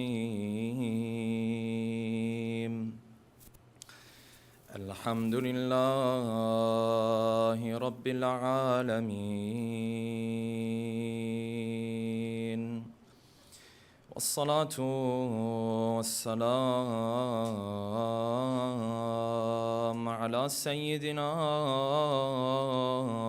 ونبينا وحبيب قلوبنا والشفيع ذنوبنا وطبيب نفوسنا أبي القاسم محمد اللهم صل على محمد وعلى محمد وعلى أهل بيته الطيبين الطاهرين واللعنة الدائم على أعدائهم أجمعين. أما بعد، فقد قال الله الحكيم في محكم كتابه الكريم: أعوذ بالله من الشيطان الرجيم. ومن الناس من يشتري لهو الحديث ليضل عن سبيل الله بغير علم ويتخذها هزوا أولئك لهم عذاب مهين. صدق الله العلي العظيم. صلوات اللهم صل على محمد وعلى محمد. For the love of our beloved Prophet and his beloved progeny, please recite a second loud salawat. Allahumma salli ala Muhammad wa ala Muhammad. For the hastening in the return of our beloved 12th Imam, a third final loud salawat. Allahumma salli ala Muhammad wa ala Muhammad.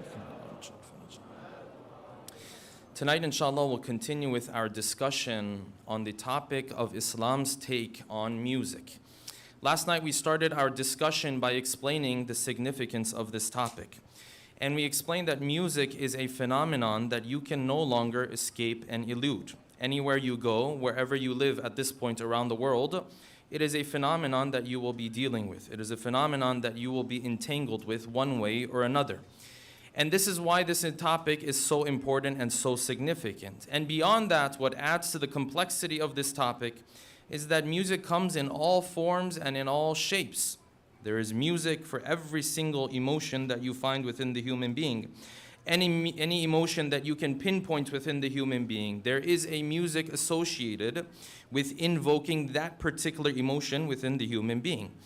And beyond that, you find that there is quite a bit of confusion on the Islamic perspective on this topic as well, as in every single person you sit with, they will have a different opinion as to what type of music is allowed in Islam, what type of music is not allowed. We went through maybe 7 to 8 different opinions last night, and I can tell you that there's definitely more than that as well.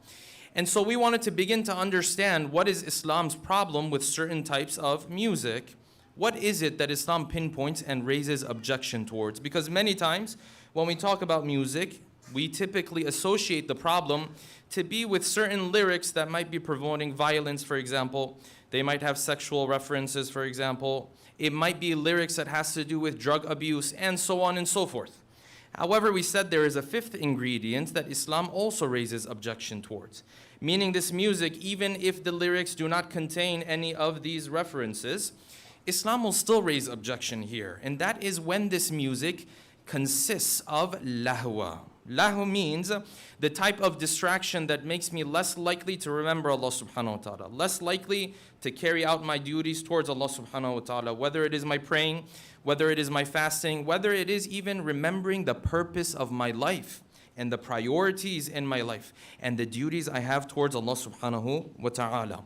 And this is why the verses of the Quran spoke about this as well. Verse 6 from Surah Al-Luqman definitely and clearly tells us that there is a type of speech that is lahwi and that Allah subhanahu wa ta'ala has a problem with it.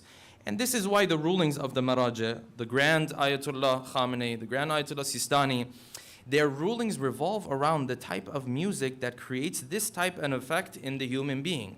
However, they added a very key element, and I mentioned last night that this element is lost on 99% of people when it comes to this topic. And that element is this, that when they say the type of music is haram, that takes you away from Allah subhanahu wa ta'ala, they are not referring to the type of music that has this effect on you per se.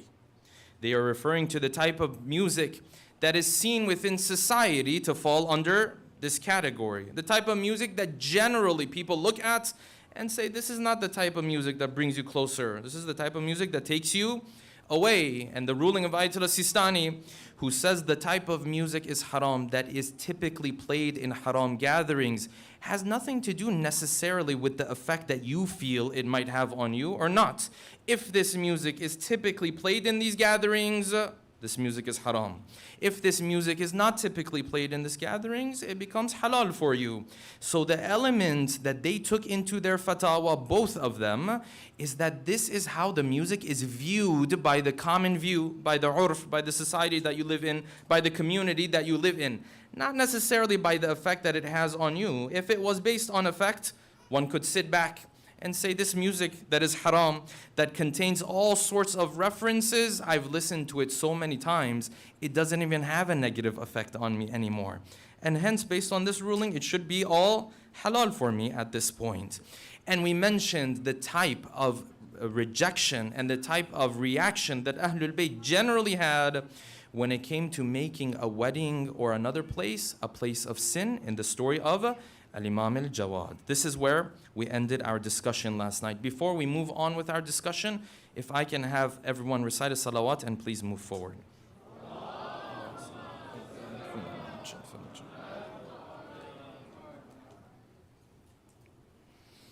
One more salawat, please.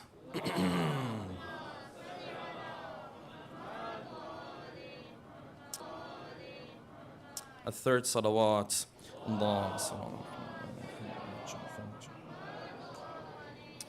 And tonight, inshallah, in order to continue in this topic, we'll pose the following questions. Number one, the rulings of Ayatollah Sistani, the ruling of Ayatollah Khamenei, is there an overlap between these two rulings? Meaning, if you wanted to implement these two rulings in your day-to-day life, would they overlap most of the time, or do they not have anything in common with each other? Number two, how is this concept and this ruling that Islam has set for the topic of music, how does it demonstrate for you and I the way Islam adapts to different times and different eras? How does it rule? How do the rules of Islam play out differently based on the time and era in which you live in? Number three, does Islam have a problem with different musical instruments that we find around us? Or is Islam okay with these musical instruments? Number four, what if I don't know if a certain type of music falls under this category or that category? At the end of the day, I may not know, does this music or is this music generally used in the types of gatherings or not? There might be many situations where we will have doubt about it. What is Islam's take when we are in this gray area? Number five, what do our hadith say? What do the 8 categories of narration say about the topic of haram singing and haram music? Number 6, does Islam have a problem with art and artists and artistic expression if it considers certain type of music to be haram? Number 7, is it possible that at times Islamic nasheeds, nohas, latmiyas will sometimes get closer and closer and closer to what you might consider to be borderline music? And if so, what is Islam's ruling in this regard? And number 8, and finally, which companion of Imam al-Sadiq was there who had a neighbor who was fully into a life of sin, who was fully into parties and gatherings of lahu and la'ib, but because of a couple lines that Imam al-Sadiq told him and a promise that Imam al-Sadiq told him, he fundamentally changed his life forever? Tonight, inshallah, we'll delve into these 8 questions with a loud salawat ala Muhammadin wa ali Muhammad.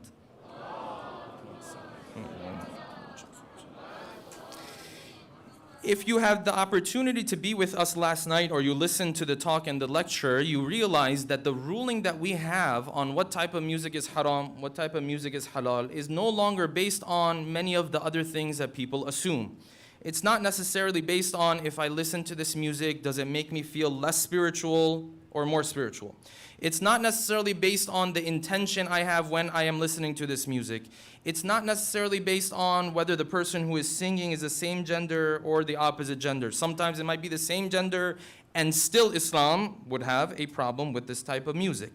The ruling that Ayatollah Khamenei brought forth that was very close to what the verse of the Quran in Surah Luqman said was that the type of music that generally is seen within society to take people away from Allah, this type of music is haram.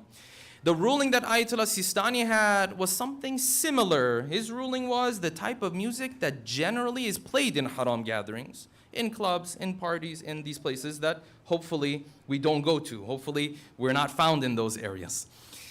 If you take these two sets of rulings and you try to apply them, you might find 95, 96, 97, maybe 99% of the time. In reality, these two rulings are going to overlap. Meaning the type of music that generally society says it takes you away from Allah, and the type of music that's generally played in these types of gatherings, almost the same thing. Very rarely will you come across a type of music that takes you away from Allah and they don't use it in these gatherings. Yes? So the ruling of Ayatollah Sistani and Ayatollah Khamenei very close to each other. They are very, if you were to implement them, the overlap is a heavy overlap. And based on this, there are certain types of music that you and I can look at and easily say that when the Imam says this music is haram, that music is haram, this is the punishment for listening to music, so on and so forth, they were not referring to these types of music, these basic forms of music where people are marching to it, for example. These are types of music that typically would not fall under this category, yes? Classical music of Mozart and Beethoven and these individuals who in fact have very interesting life stories, and we should all read up on them. Their lives and their music, it would typically not fall under these categories, yes? Yes, if you're talking about mainstream music, you're talking about, I don't know, Billboard 100, whatever this stuff is. Yes, typically this type of music would fall under this category. But there are certain types of music that we can easily cross off the list. And I don't want to go into too many examples. You're the judge. You can figure out on your own, generally speaking, what types of music fall under this gathering, under this category, what types do not. And in this rule that Islam has set for the type of music that is allowed or forbidden, you find something very, very interesting I want to draw your attention towards. And that is this: if you take a look at the ruling is set up in such a way that the type of music that would fall under the haram type is going to change over time. Meaning the music that was haram 100 years ago, 200 years ago, may not necessarily be haram today. It might be, it may not be. The rule is set up in such a way that allows for the Muslim to look at the life that he's living, the society in which he's living, the community in which he's living, and say, well, this might have not been played in haram gatherings 50 years ago. Today it is played in haram gatherings, for example. Or vice versa. 50 years ago this was played in haram gatherings. Today this is no longer played in haram gatherings. Someone says, how is it that a religion revealed to us 1400 years ago can still manage my affairs today? Bismillah, this is how. The rulings are set in such a way that the music that falls under the forbidden type will evolve over time. The ruling doesn't evolve. Pay attention to the wording I'm using. The ruling is the same. The type of music that falls under that category is going to evolve over time. And this is the beauty of Islam. Some things in Islam, they change over time. Some things in Islam, they don't change over time. Music and what type is allowed, what type is not allowed, for the most part, it's going to change over time. The 7th Symphony of Beethoven may not be haram today. This is a symphony you've probably heard, even if you didn't know it was his. You've probably heard it this place or that place, yes? And this is the beauty of Islam. The way the rules are set up, where the rules do not change, but the application of the rules are going to change over time. This is how you have a religion that can last for 1400 years and counting. And one of those examples where you see the way the rule applies is changing over time is when it comes to the stance that Islam took and the Prophet and the Ahlul Bayt took when it came to musical instruments. It's very interesting, these same maraji who say this is the type you can tell which music is halal, which music is haram. If you were to go to them and ask them, do you have a problem with musical instruments? They will tell you, for the most part, it's not about the instrument. For the most part, it's not about the instrument. This instrument inherently, there isn't a problem with it in Islam.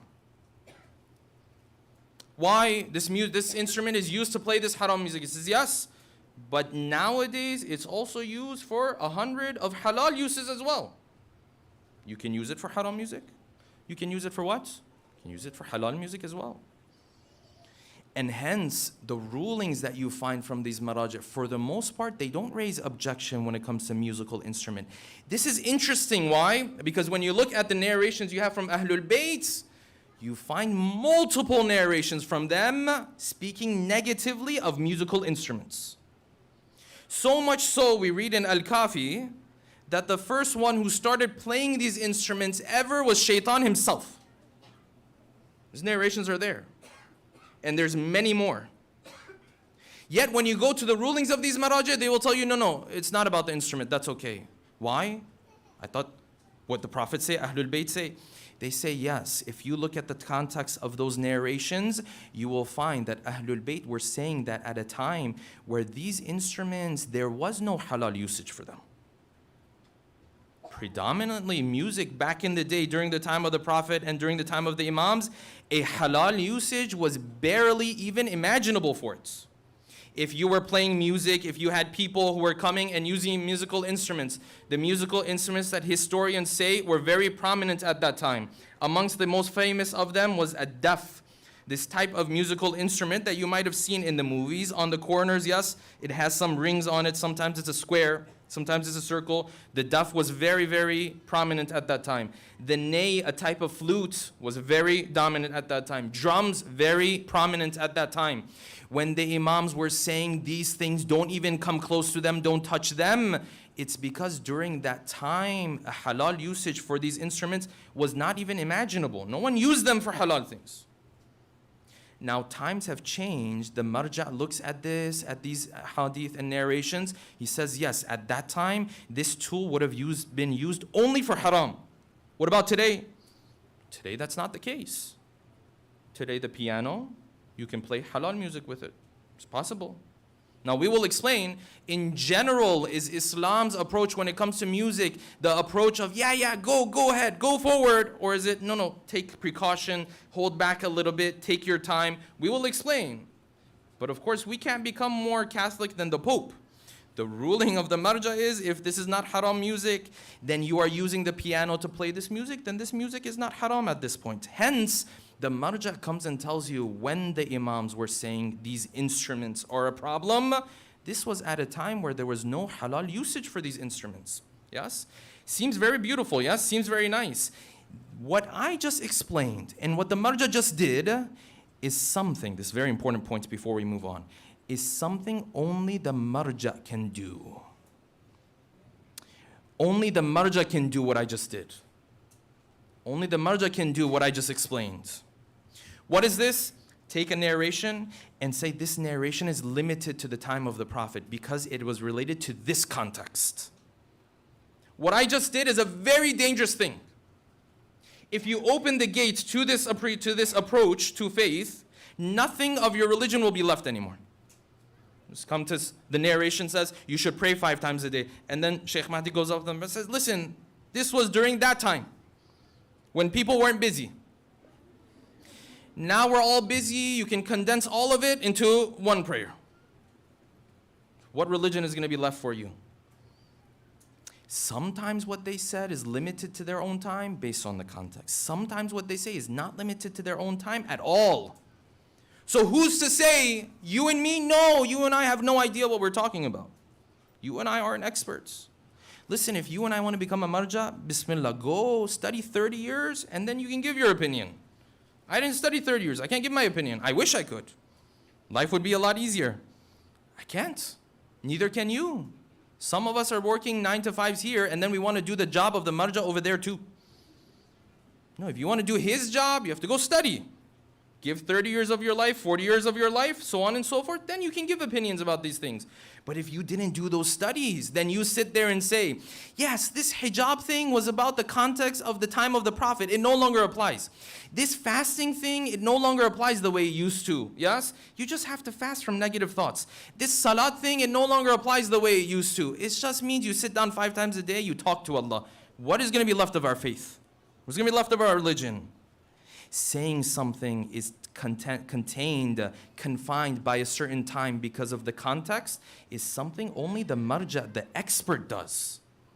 Otherwise, you open this gate, the flood will take your whole faith and your whole religion. Recite the salawat, please.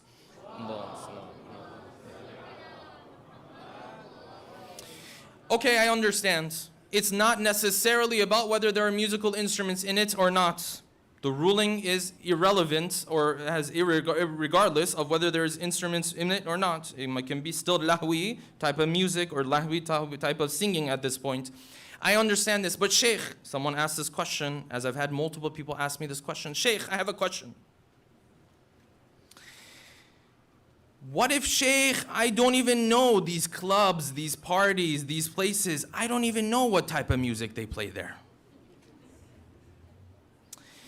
Sheikh, I've never even been to these places, I haven't even heard of these places, I don't even know. I'm so pure, I'm so tahirun mutahhar, I have never even heard of these places. What are these places you're even talking about? Asan, this club, how do they spell this word? This party, this disco, what are this stuff?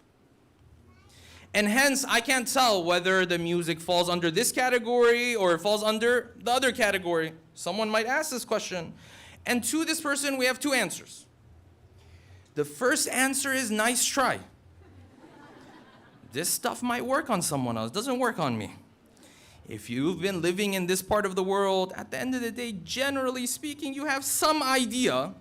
You may not be an expert, I hope you're not, but you have some general idea, yes? But at the end of the day, there are certain types of music you might come across and genuinely wonder, is this music fall under this category? Does it not fall under this category? Typically when people run into this, you know what they decide to do? They decide to spend hours and hours arguing over this stuff. Let's have a panel discussion. Is this music used for this or not? Some of the brothers might say, well, let's watch the music video to figure out. I definitely don't recommend that. Islam has a rule, pay attention, Islam has a rule for those situations when you don't know. When you come across a type of music, I don't know, you don't have to freak out. Islam has a rule for those situations where you don't know. In fact, Islam always has a rule for situations where you don't know. This meat, is it halal? Is this haram? I don't know. Over there, they'll tell you, no, you're not allowed to. You have to make sure that the meat is what? The meat is halal. Unless you bought it from a Muslim, so on and so forth. Every gray area, Islam has a ruling for it. And those gray areas, sometimes Islam will tell you it's okay. If you're not sure, you can go ahead. And sometimes Islam will tell you, no, if you're not sure, you have to hold back. It just depends on the situation. You can't sit there and guess. You can't sit there and assume. You have to ask Islam to see what Islam's opinion is about this issue. So when it comes to these types of situations, what am I supposed to do? The answer is very clear. It is two parts. Number one, Ayatollah Sistani, Ayatollah Khamenei, the majority of our scholars will tell you, technically speaking, it is allowed to listen to this. However, those same scholars will tell you and heavily advise precaution. Take your time with this. You're not sure about it. Technically, it's not haram to listen to it, but if you don't, it's a lot better. They will tell you to take precaution here. They will tell you to hold back. And this is because generally Islam, when it comes to music, has taken the approach of let's not mix with it too much. The more distance we keep, the better. This is the general approach of Islam when it comes to music. Why? It could be for a million different reasons. If you ask me, it's because if Allah subhanahu wa ta'ala told you, yeah, go ahead, no worries, just stick to the halal one, we would go do all the haram ones too. And this is what we would do. As it is, he kept this much distance, and God comes and sees what type of music we listen to, yes? Let alone if he had told us, yeah, it's okay, just go ahead. This would have been a problem. Generally, Islam takes a approach of take precaution here. Why? Because the sin of listening to haram music is not only a sin, the narration of the fifth Imam says this is a gunah kabira. It is a major sin. Why? How can we tell what sin is a major sin, what sin is a minor sin? the way you tell is based on this. This is the mainstream opinion. If it is a sin in which the marja, or the ma'soom rather, not only says it's haram, but he also says that Allah subhanahu wa ta'ala has punishment prepared for it, this is a major sin. This is a kabira sin. Why does it matter if it's a kabira sin or a minor sin? Because Allah subhanahu wa ta'ala has promised those who stay away from the major sins to forgive for them the minor sins. Verse 31, Surah An-Nisa. Very important discussion. Very big claim Allah subhanahu wa ta'ala has made. We'll leave that for another talk. But when it comes to this, Imam al-Baqir, salawatullahi alayhi, he says this music is not only something Allah subhanahu wa ta'ala considered it haram, He also promised the punishment of hellfire over it. Now, if someone commits this sin, does it mean immediately they're going to go into hellfire? No, Allah subhanahu wa ta'ala has His own way of doing His calculations. Maybe it takes away from some of your good deeds, so on and so forth. Yes, it's not that you did one haram deed, now you're going to end up where? You're going to end up in hellfire. We're going to leave that for another topic. But the point is, the verse doesn't just say this is something I have a problem with. It says what? أُولَٰئِكَ لَهُمْ عَذَابٌ مُهِينٌ. Verse 6, Surah Luqman. There's a punishment for these people. That's why the marajih, the scholars say this is not just a sin. It is a major sin. And so Islam has kept distance from this. One way you can tell how Islam has kept its distance from this is that you will be hard-pressed to find any act of worship within Islam that is associated with music. Any practice within Islam where part of the practice is some form of music. The adhan, the call to prayer, when it came to the Christian faith, there were musical instruments that were involved with this. There were trumpets and there were bells and so on and so forth. When it came to Islam, what did Islam say? I don't want any part of that stuff. Said what? Yeah, call out with your own voice. Call out with your own voice, make it beautiful too. But don't get involved in the musical instruments. Does this mean every musical instrument is haram? No. Generally, Islam has taken a distance. Generally, Islam has taken precaution. And you see this in the narration of our Imams as well. You find 8 categories of narrations from the Imams that talk about when you come across a person who is singing a haram song, what is your approach supposed to be? As it relates to yourself, not necessarily telling him, as it relates to yourself. Category number 1. We have a number of narrations that say, if Allah subhanahu wa ta'ala were to separate things in this world that represent truth from things in this world that represent falsehood, the Imam asked his companion, he said, where do you think God would put haram music? The companion said, well, amongst those things that represent falsehood, he said, kafaka, that's enough for you. That's all you needed to know. This is a number of narrations on this topic. Category number 2, narrations in which they told their companions, don't sit around and listen when someone else is playing this haram music. This is why the marajah tell you what? If you're in a gathering where this is happening, if you're in a situation where you're in the grocery store, for example, they're playing this haram music, you are not allowed to listen to it. Though you might hear it, you are not allowed to listen to it. Yes? The companion of the 6th Imam came to him. He said, Ya ibn Rasulullah, I have a question for you. So what's your question? He said, I own this house. Back in the day, the houses, they were not isolated from one another, yes? House, neighbors very close to each other. He said, I have a neighbor, he has a lot of money, he puts on these parties. Live entertainment. Nothing was recorded back then. Everything was live. Live entertainment, I'd never go to attend his gathering. Because it's haram, it's a party, yes, he has young women singing, dancing, so on and so forth. The only thing I do is on my way out, as I'm heading towards the bathroom, which would usually be situated outside of the house, on my way to the bathroom, I take my time. I go slow. When I go out and wash my hands, I take my time because I'm listening. He said, is this a problem? The Imam said, yes, it's a big problem. He said, don't do this anymore. When you go quickly and come back. Don't stand there listening to this. He said, Ya ibn Rasulullah, I don't even go to the party. The party's over there. I'm not even part of the party. He said, haven't you heard the verse of the Quran? It says, Inna as-sam'a wal-basara wal-fu'ada kullu ula'ika kana anhum mas'ula. Your ears, your eyes, your heart, all of them, they will ask about them. They will ask you how you use them. He said, Yabna Rasulullah, I accept. I'm good. The Imam continued in the narration. He said, go and do tawbah right now. Go and do ghusl. One of the recommended things to do when you do tawbah is what? To do a ghusl. He said, go and do ghusl, and then see what the Imam said. The Imam said, how terrible would it have been if you died in that situation and that's how you met Allah subhanahu wa ta'ala. He said, go thank Allah subhanahu wa ta'ala that your final moments didn't come in that situation, that you had the opportunity to repent. Because if you had met him in that situation, ma aswa'a halaka, how bad of a situation it would have been if you were meeting Allah subhanahu wa ta'ala like that. You don't want to meet God like that.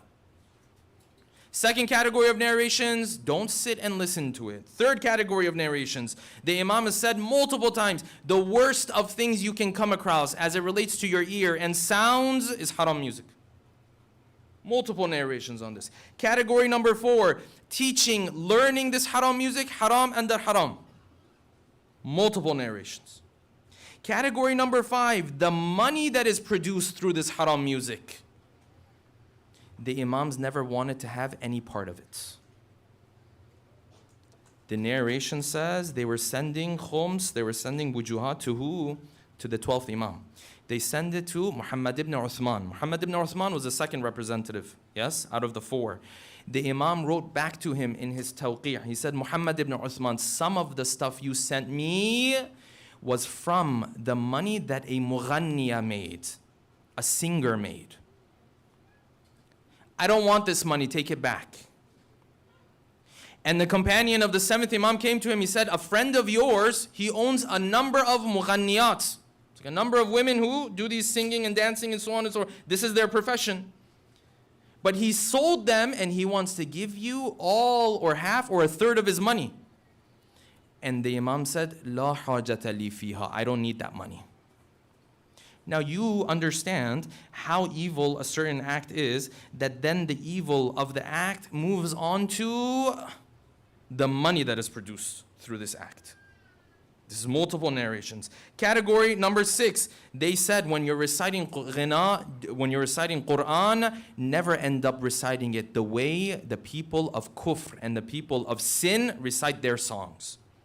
You want to recite it beautifully? Yes, we have narrations for that. But don't recite it like them. We're going to come back to this point, yes? Category number 7, they said ghina removes the remembrance of Allah. Haram music removes the remembrance of Allah subhanahu wa ta'ala from you. Category number 8, they started to talk about the different effects that ghina has. I'll share one narration, just one narration.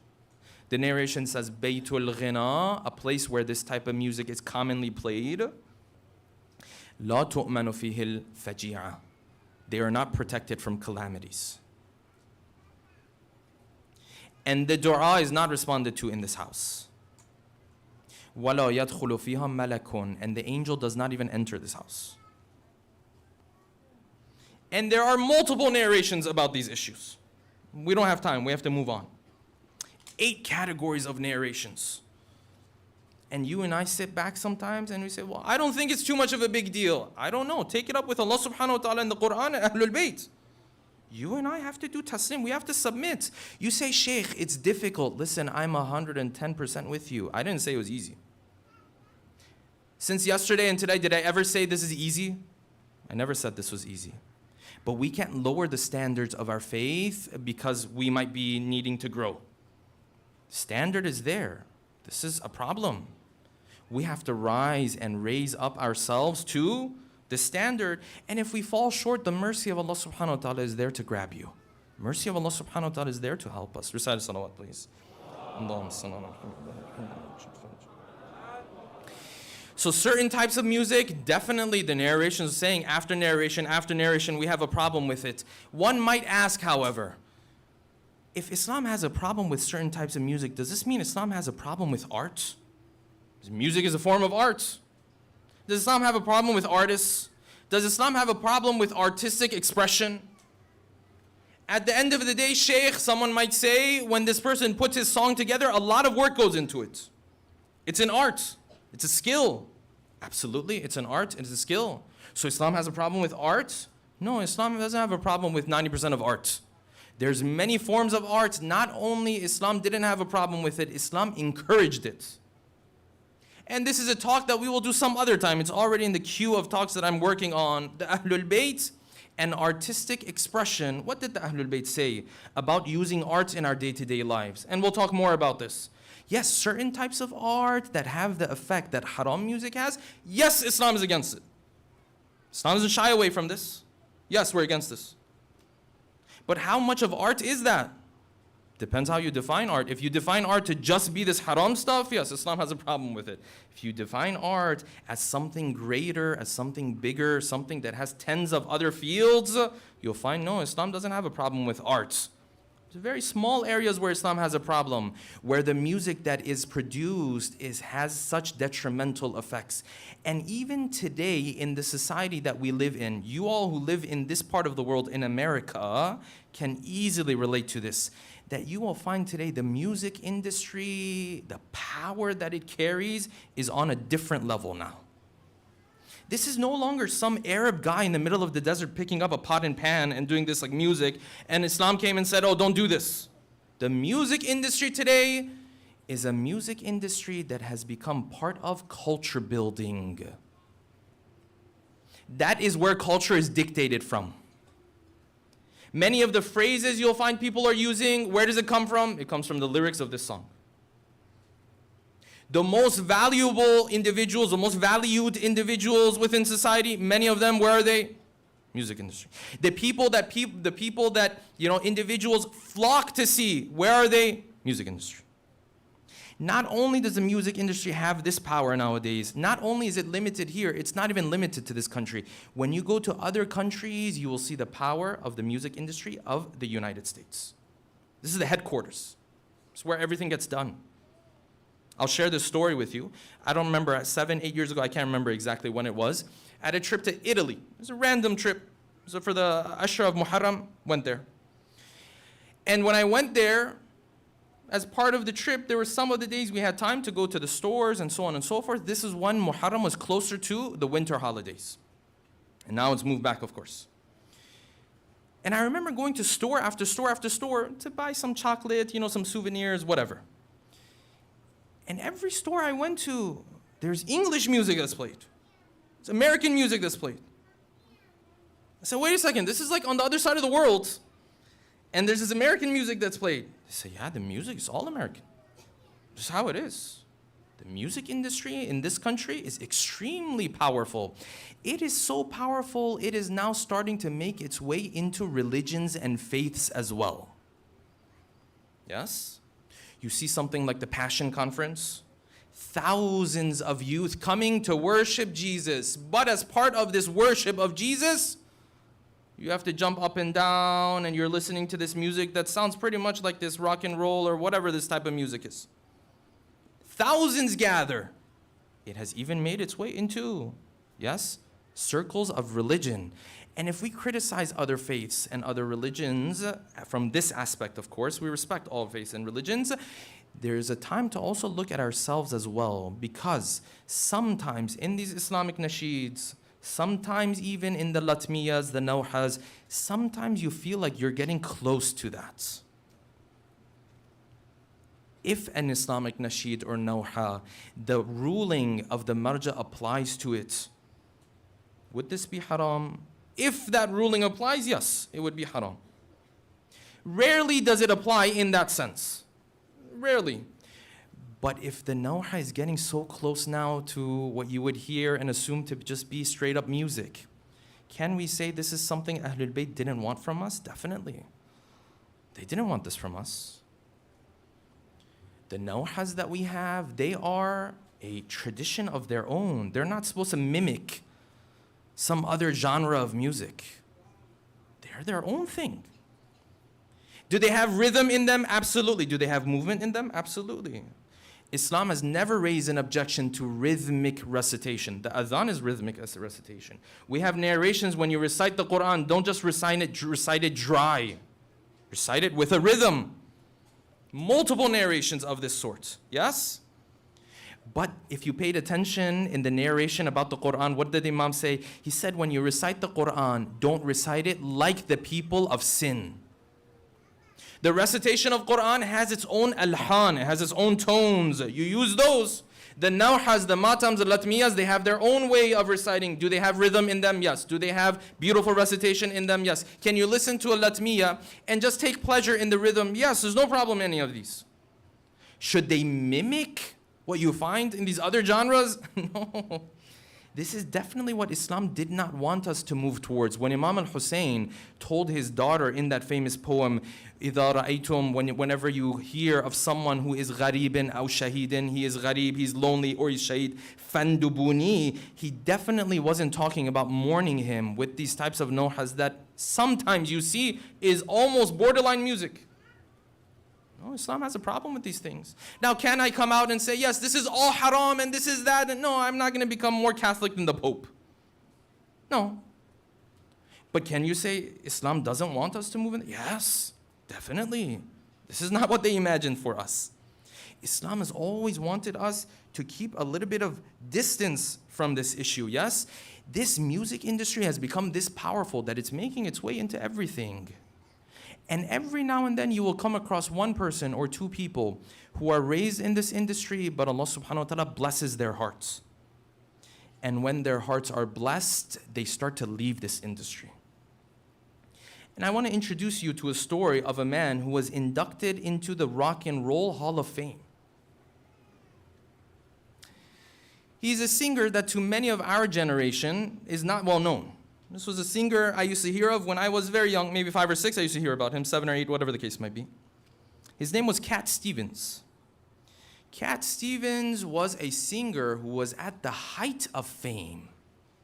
Yes, British. The height of fame. People would kill themselves for this guy. You were a rock and roll star in those years, 70s, 80s, whatever. I mean, you were like the top of the world. Cat Stevens is raised in this environment. He has hit song after hit song. Like the popularity is unbelievable. And then he says, one time I was in Morocco, and when I was in Morocco, then I start to hear the adhan. I had no idea what this was. I asked my friend said, listen, this is music for God. He says, I had never heard of music for God. I'd heard of music for money. I'd heard music with, this type of reference, that type of references, yes. I never heard of music for God. And in fact, there's no music involved in it. It's beautiful recitation though. He says, I started to look into different religions, but Islam wasn't one of the main ones. I didn't even consider it. Yes? Look into this religion, to the Jewish faith, until my friend brought for me a Quran. He says, I started to study this Quran over year after year after year. 1976, 1977, he converted to Islam. When he converted to Islam, he dropped his whole music career. A person who people would faint to come and see, cry to come and see. He dropped the whole thing. And his role was still so critical and so significant that in 2014 he was inducted into the Rock and Roll Hall of Fame. 20 years after he had stopped even touching the guitar, they said, you were so good at this, you have to be in the Hall of Fame. And he walked away from all of it. Is Allah subhanahu wa ta'ala testing us in that way? No. That was his test. Look at what he did. All Allah subhanahu wa ta'ala is asking for you is, listen, just don't listen to this haram music in your car. Is that too difficult? He's not asking for too much. You fall short sometimes, repent, come back. This is all Allah subhanahu wa ta'ala is asking for us. Don't listen to this haram music. Listen to something halal. Maybe don't listen to anything at all. He's not testing us with thousands of people coming to our concerts. God forbid if he tests us with something like that. Yes? And therefore, you and I have to try our best, and you never know what type of response Allah subhanahu wa ta'ala will give when you and I make a promise to Allah subhanahu wa ta'ala to stay away from sin. Any sin, but in particular this sin. And this is exactly what you find in the story of a famous companion of the 6th Imam by the name of Abu Basir. Abu Basir was a very famous companion of the 6th Imam. And many of the secrets that Imam Sadiq would not share with others, he would share with who? With Abu Basir. Abu Basir narrates this story. When I was putting these notes in this story into my notes, I have to be honest with you, I was getting emotional just putting it into my notes. This is how powerful the story is. He says, I had a neighbor. This neighbor of mine was into all of these types of things. And because he had a special relationship with the governor of the city, he would receive a lot of money. With this money, he was able to go and buy the type of women who would come and sing and dance and, I don't know, musicians and so on and so forth. And he used to play all of this. Me, in my house, I used to hear all of this. I kept going to him. Sometimes to myself, I would think, you know, this neighbor of ours bothers us so much. I wish he would stop. I wish he would stop. I wish he wouldn't do this. The parties continued. No matter how much Abu Basir is frustrated, nothing's happening. He said, finally, I made the choice to go and tell him. He said, I'm going to go talk to him and tell him, listen, you have to stop this stuff. These parties, these gatherings, you are a person of faith, because he was a person of faith.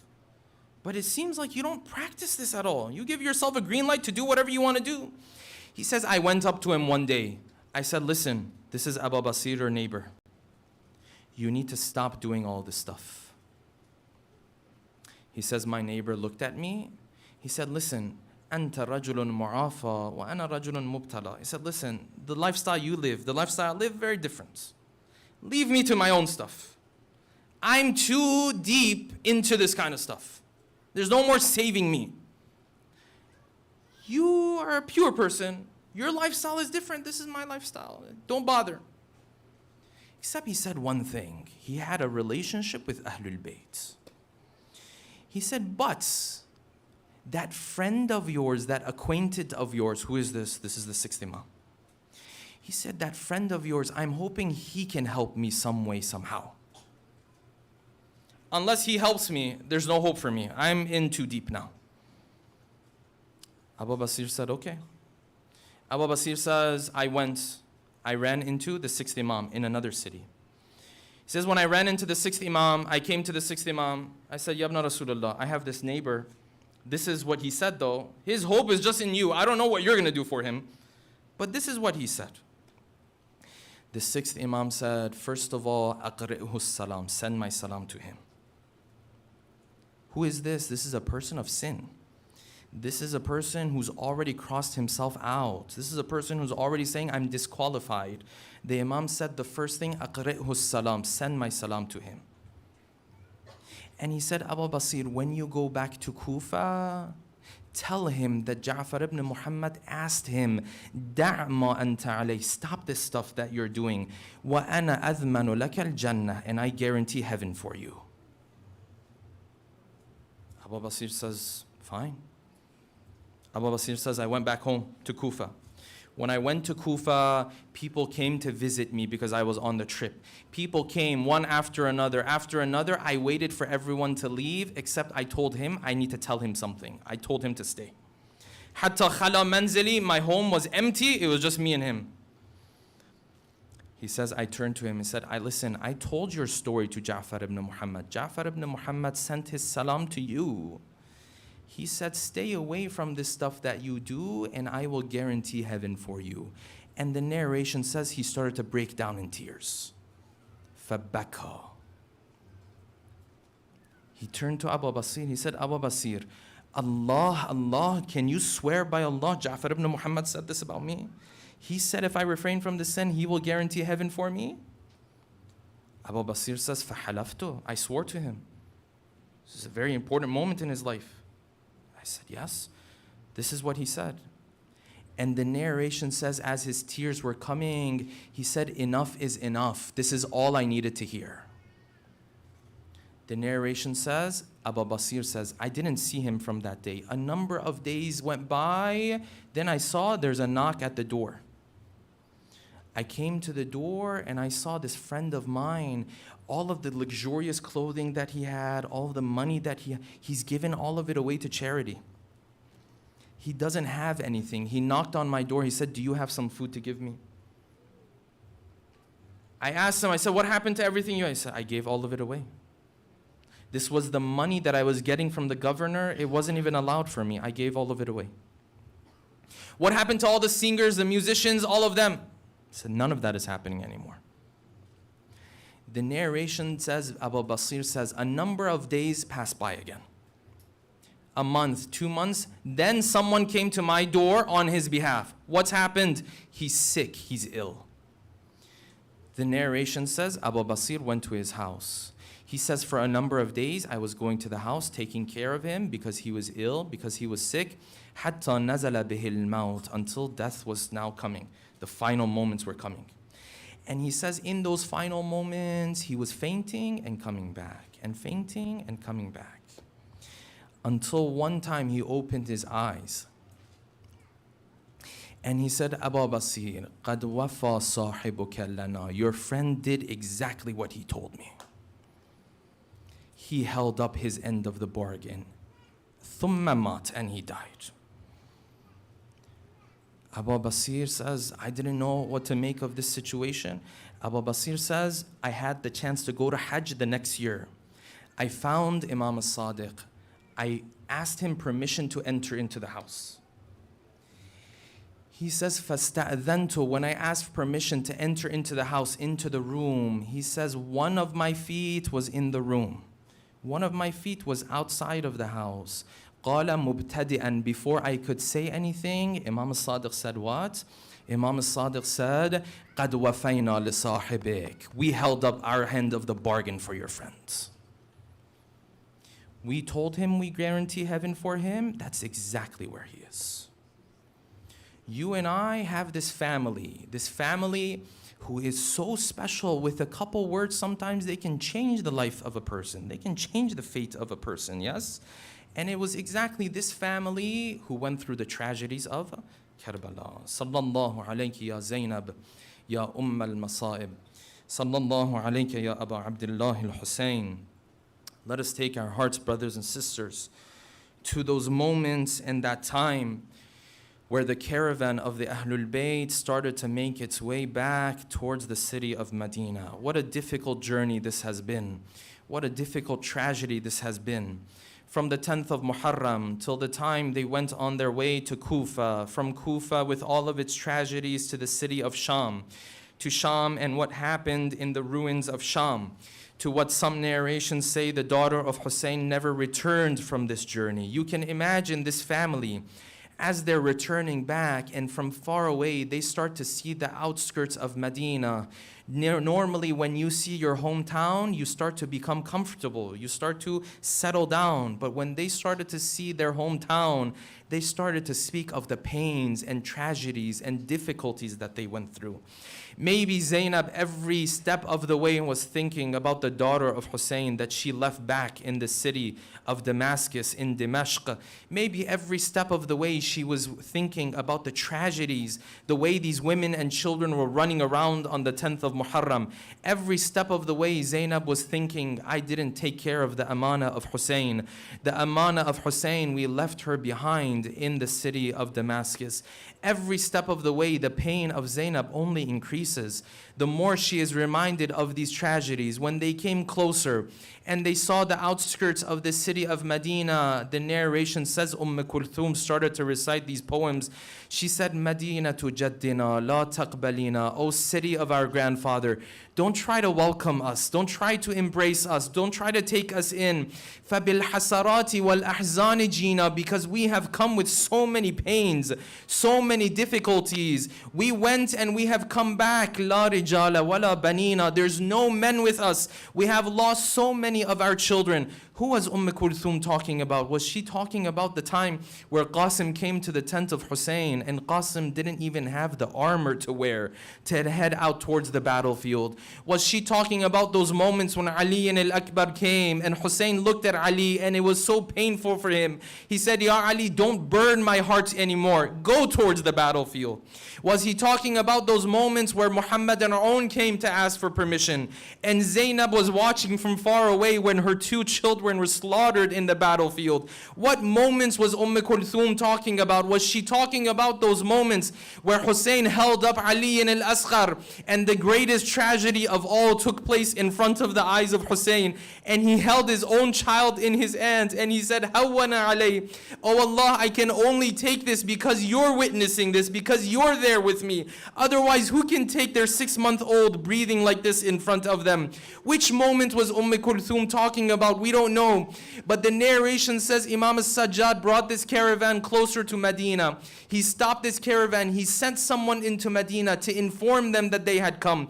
The people of Medina start to run out. Many of them are crying. Many of them are mourning. Many of them are trying to comfort the pain of Ahlul Bayt. The narration says they came. They all gathered around Imam al-Sajjad. Imam al-Sajjad started to speak. He said, the type of pains and difficulties we went through in this journey, if Allah had ordered them to disrespect us instead of honor us, they couldn't have done even more than what they have already done. The type of pain they put us through, the heads that they had ahead of us in Kufa and Sham, the way they started to throw stones from the roofs in Kufa and Sham, the way they tried to humiliate us in the courtyard of Yazid. When we walked in, the women and children, their hands were tied, but the women and children of Yazid were standing there all protected behind us. The amount of disrespect and the amount of humiliation that they tried to do with us, there was nothing like the event of Karbala. And then the narration says these women and children from the city of Medina gathered around the Ahlul Bayt.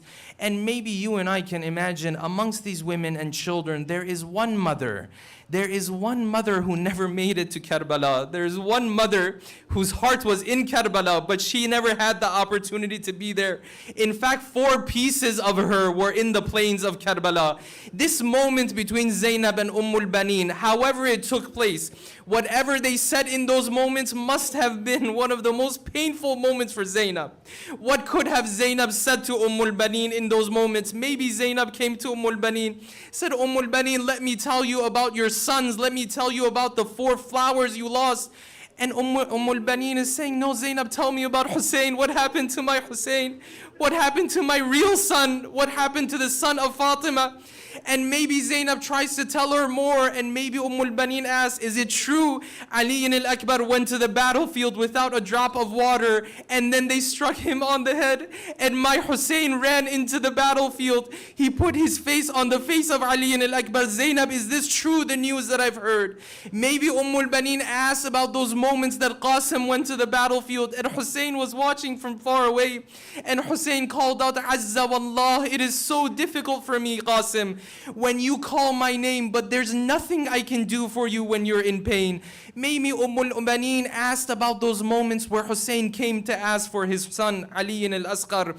Some of the narrations say Ali al-Asghar, Husain didn't even have the opportunity to raise him up. Some of the narrations say Husain came to just say goodbye to Ali al-Asghar. Some of them say Husain came just to kiss this child farewell. And before he knew it, his face was bloody with the blood of Ali al-Asghar. And Zainab says, yes, all of this is true, but let me tell you about Abu al-Fadl Abbas. Let me tell you about that moment that broke the back of Husain. Let me tell you about that moment when Husain came back to the tents. He pulled the column of the tent of Abu al-Fadl Abbas, and he told all of us, go and get ready for captivity. The narrations say for many years to come, Baneen used to go around Baqi, other places. She used to recite poetry, and she used to say, listen, do not call me the mother of children anymore. I don't have these children anymore. These children, they were all slaughtered in the plains of Karbala. Men and women, friends of any of the enemies of Ahlul Bayt, used to come and listen to the poetry of Baneen, and they would cry at the pain of this mother whose heart must have skipped a beat when her son was in the plains of Karbala and he was struck on the head.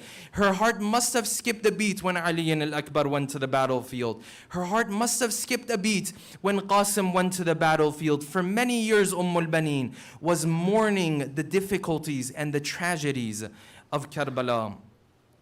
Ala la'natullah ala al-qawmi al-zalimin. وَسَيَعْلَمُ الَّذِينَ ظَلَمُوا أَيَّ مُنْقَلَبٍ يَنْقَلِبُونَ. We pray to Allah subhanahu wa ta'ala that all of those who are sick, all of those who are ill, all of those who have hajat, who have asked us for iltimas dua during these nights, that Allah subhanahu wa ta'ala grants them their hajats, insha'Allah. We ask Allah subhanahu wa ta'ala that all of those who are in difficulty, in pain, under oppression, any part of the world, that Allah subhanahu wa ta'ala frees them and delivers them from their difficulties, inshaAllah. We ask Allah subhanahu wa ta'ala that all of those who work hard to hold these majalis, other majalises, all of those who work for the cause of Ahlul Bayt, who give from their time, from their energy, from their money, from their expertise, that Allah subhanahu wa ta'ala blesses their families, inshaAllah. And finally, last but not least, we ask Allah subhanahu wa ta'ala to hasten the return of our beloved 12th Imam, bin Nabiyyi wa alih, rahimallahu man qara'a surat al-Fatihati ma'as salawat. Allahumma salli ala Muhammad. Bismillah ar-Rahman ar-Rahim.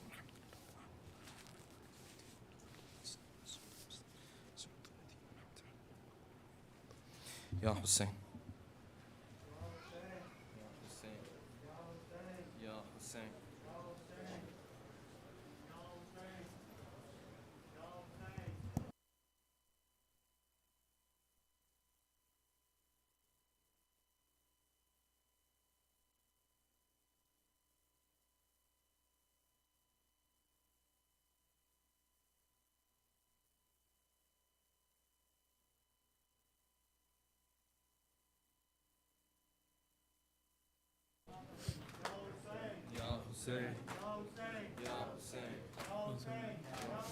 Ya Husain, Ya Husain, Ya Husain, Ya Husain, Ya Husain, Ya Husain, Ya Husain, Ya Husain,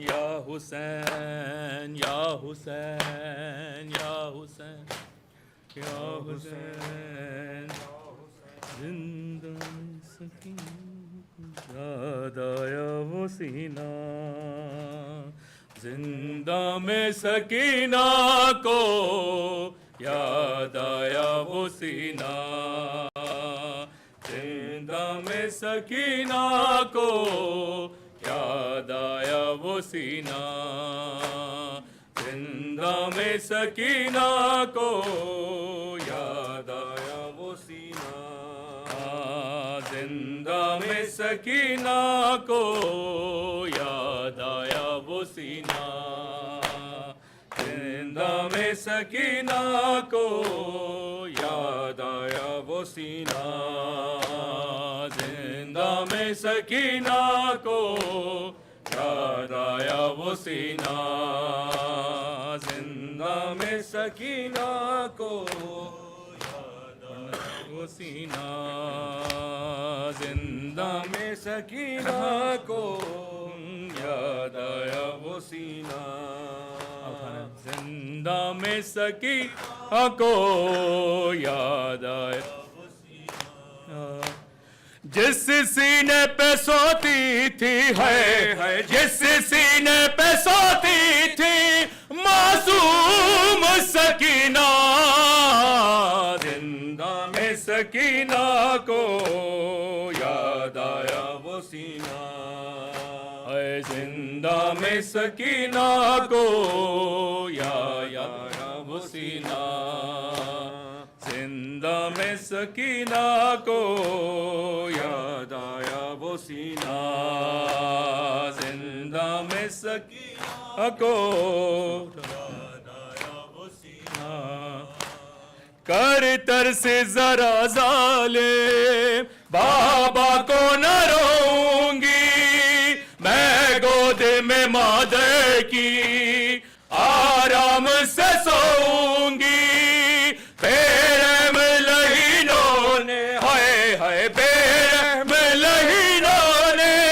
فریاد سنی نا زندہ میں سکینہ کو یاد آیا وہ سینہ زندہ میں سکینہ کو یاد آیا وہ سینہ زندہ میں سکینہ کو یاد آیا وہ سینہ زندہ میں سکینہ کو یاد آیا وہ سینہ ہے موت کی خاموشی تاریکی یہ زندہ میں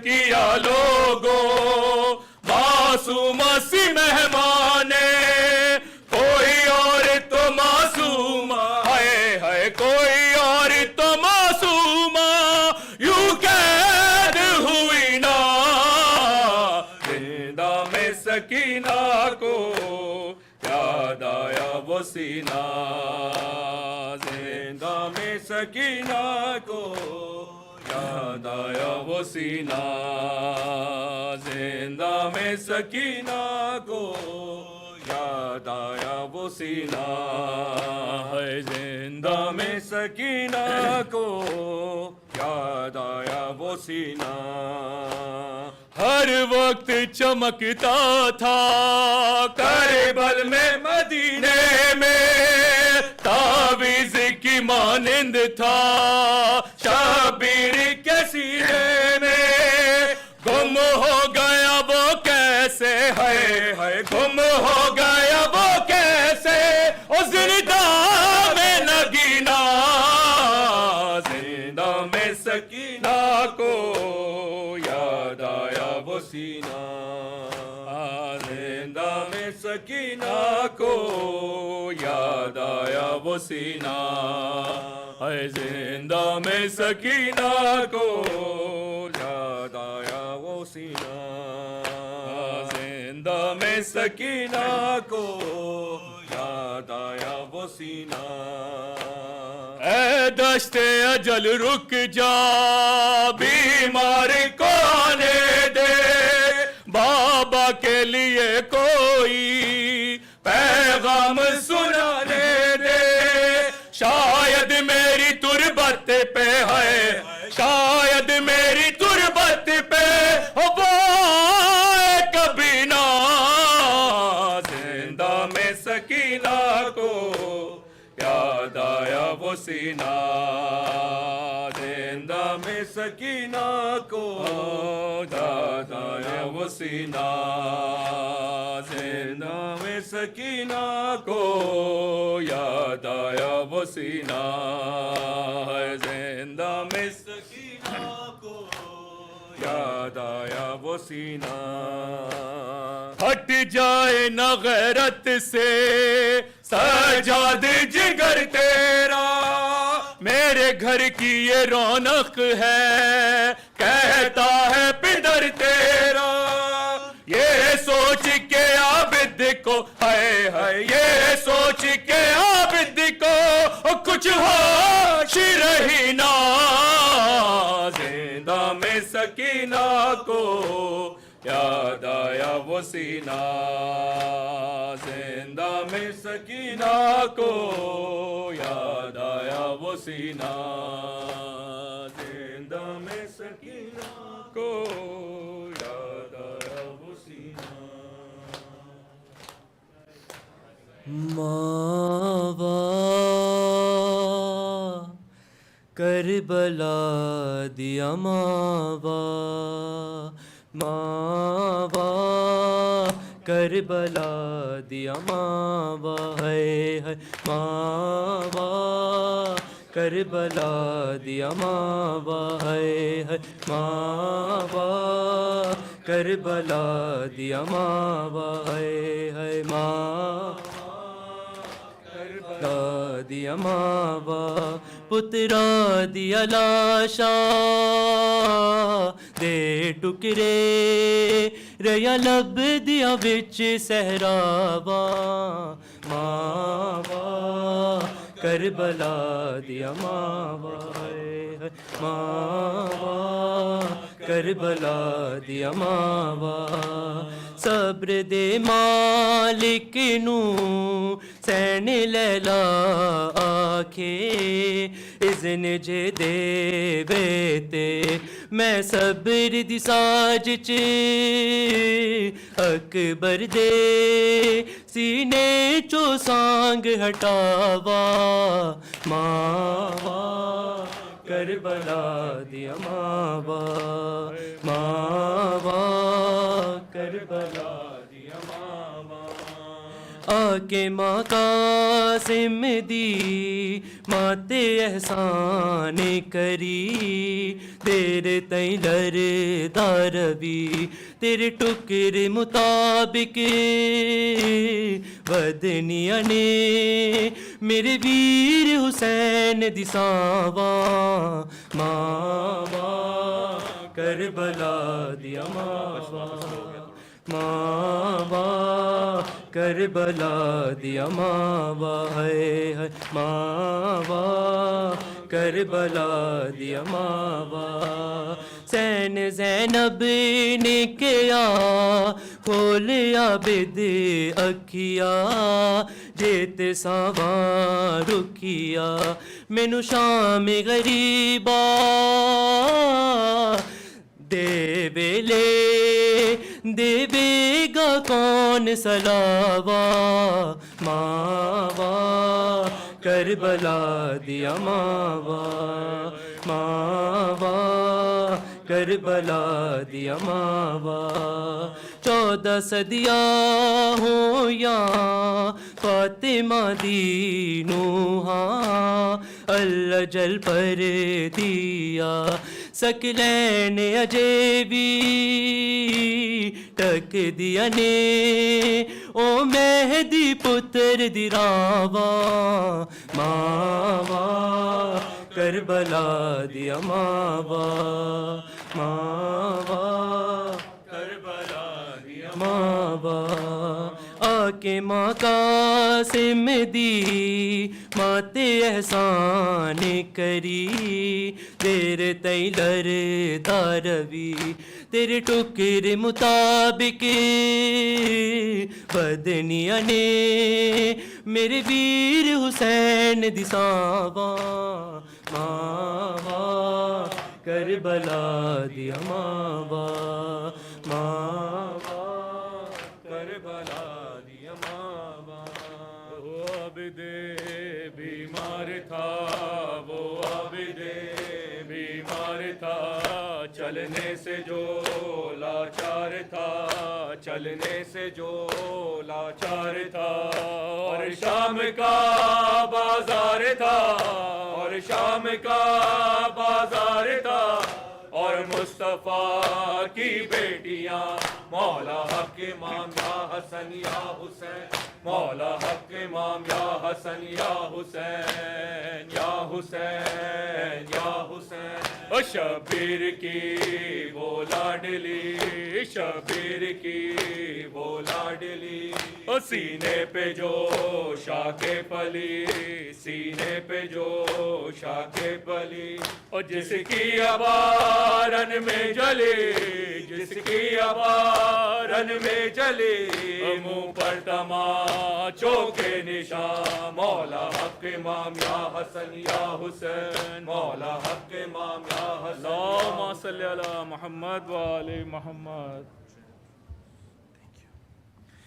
اللهم صل على محمد وآل محمد السلام عليك يا رسول الله السلام عليك يا حبيب الله السلام عليك يا أمير المؤمنين علي بن أبي طالب السلام عليك يا فاطمة الزهراء سيدة نساء العالمين السلام عليك يا حسن المجتبى السلام عليك يا أبا عبد الله الحسين السلام على 9 المعصومين من ذرية الحسين السلام عليك يا صاحب العصر والزمان السلام عليك يا خليفة الرحمن السلام عليك يا إمام الإنس والجان ورحمة الله وبركاته السلام عليكم يا أهل بيت النبوة جميعا ورحمة الله وبركاته اللهم صل على محمد تقبل الله. Brothers and sisters, just a reminder, there is a Q&A with Sheikh Mahdi immediately after this program. It will start in about 10 minutes at 10 p.m. A reminder, a Q&A with Sheikh Mahdi that will start at 10 p.m.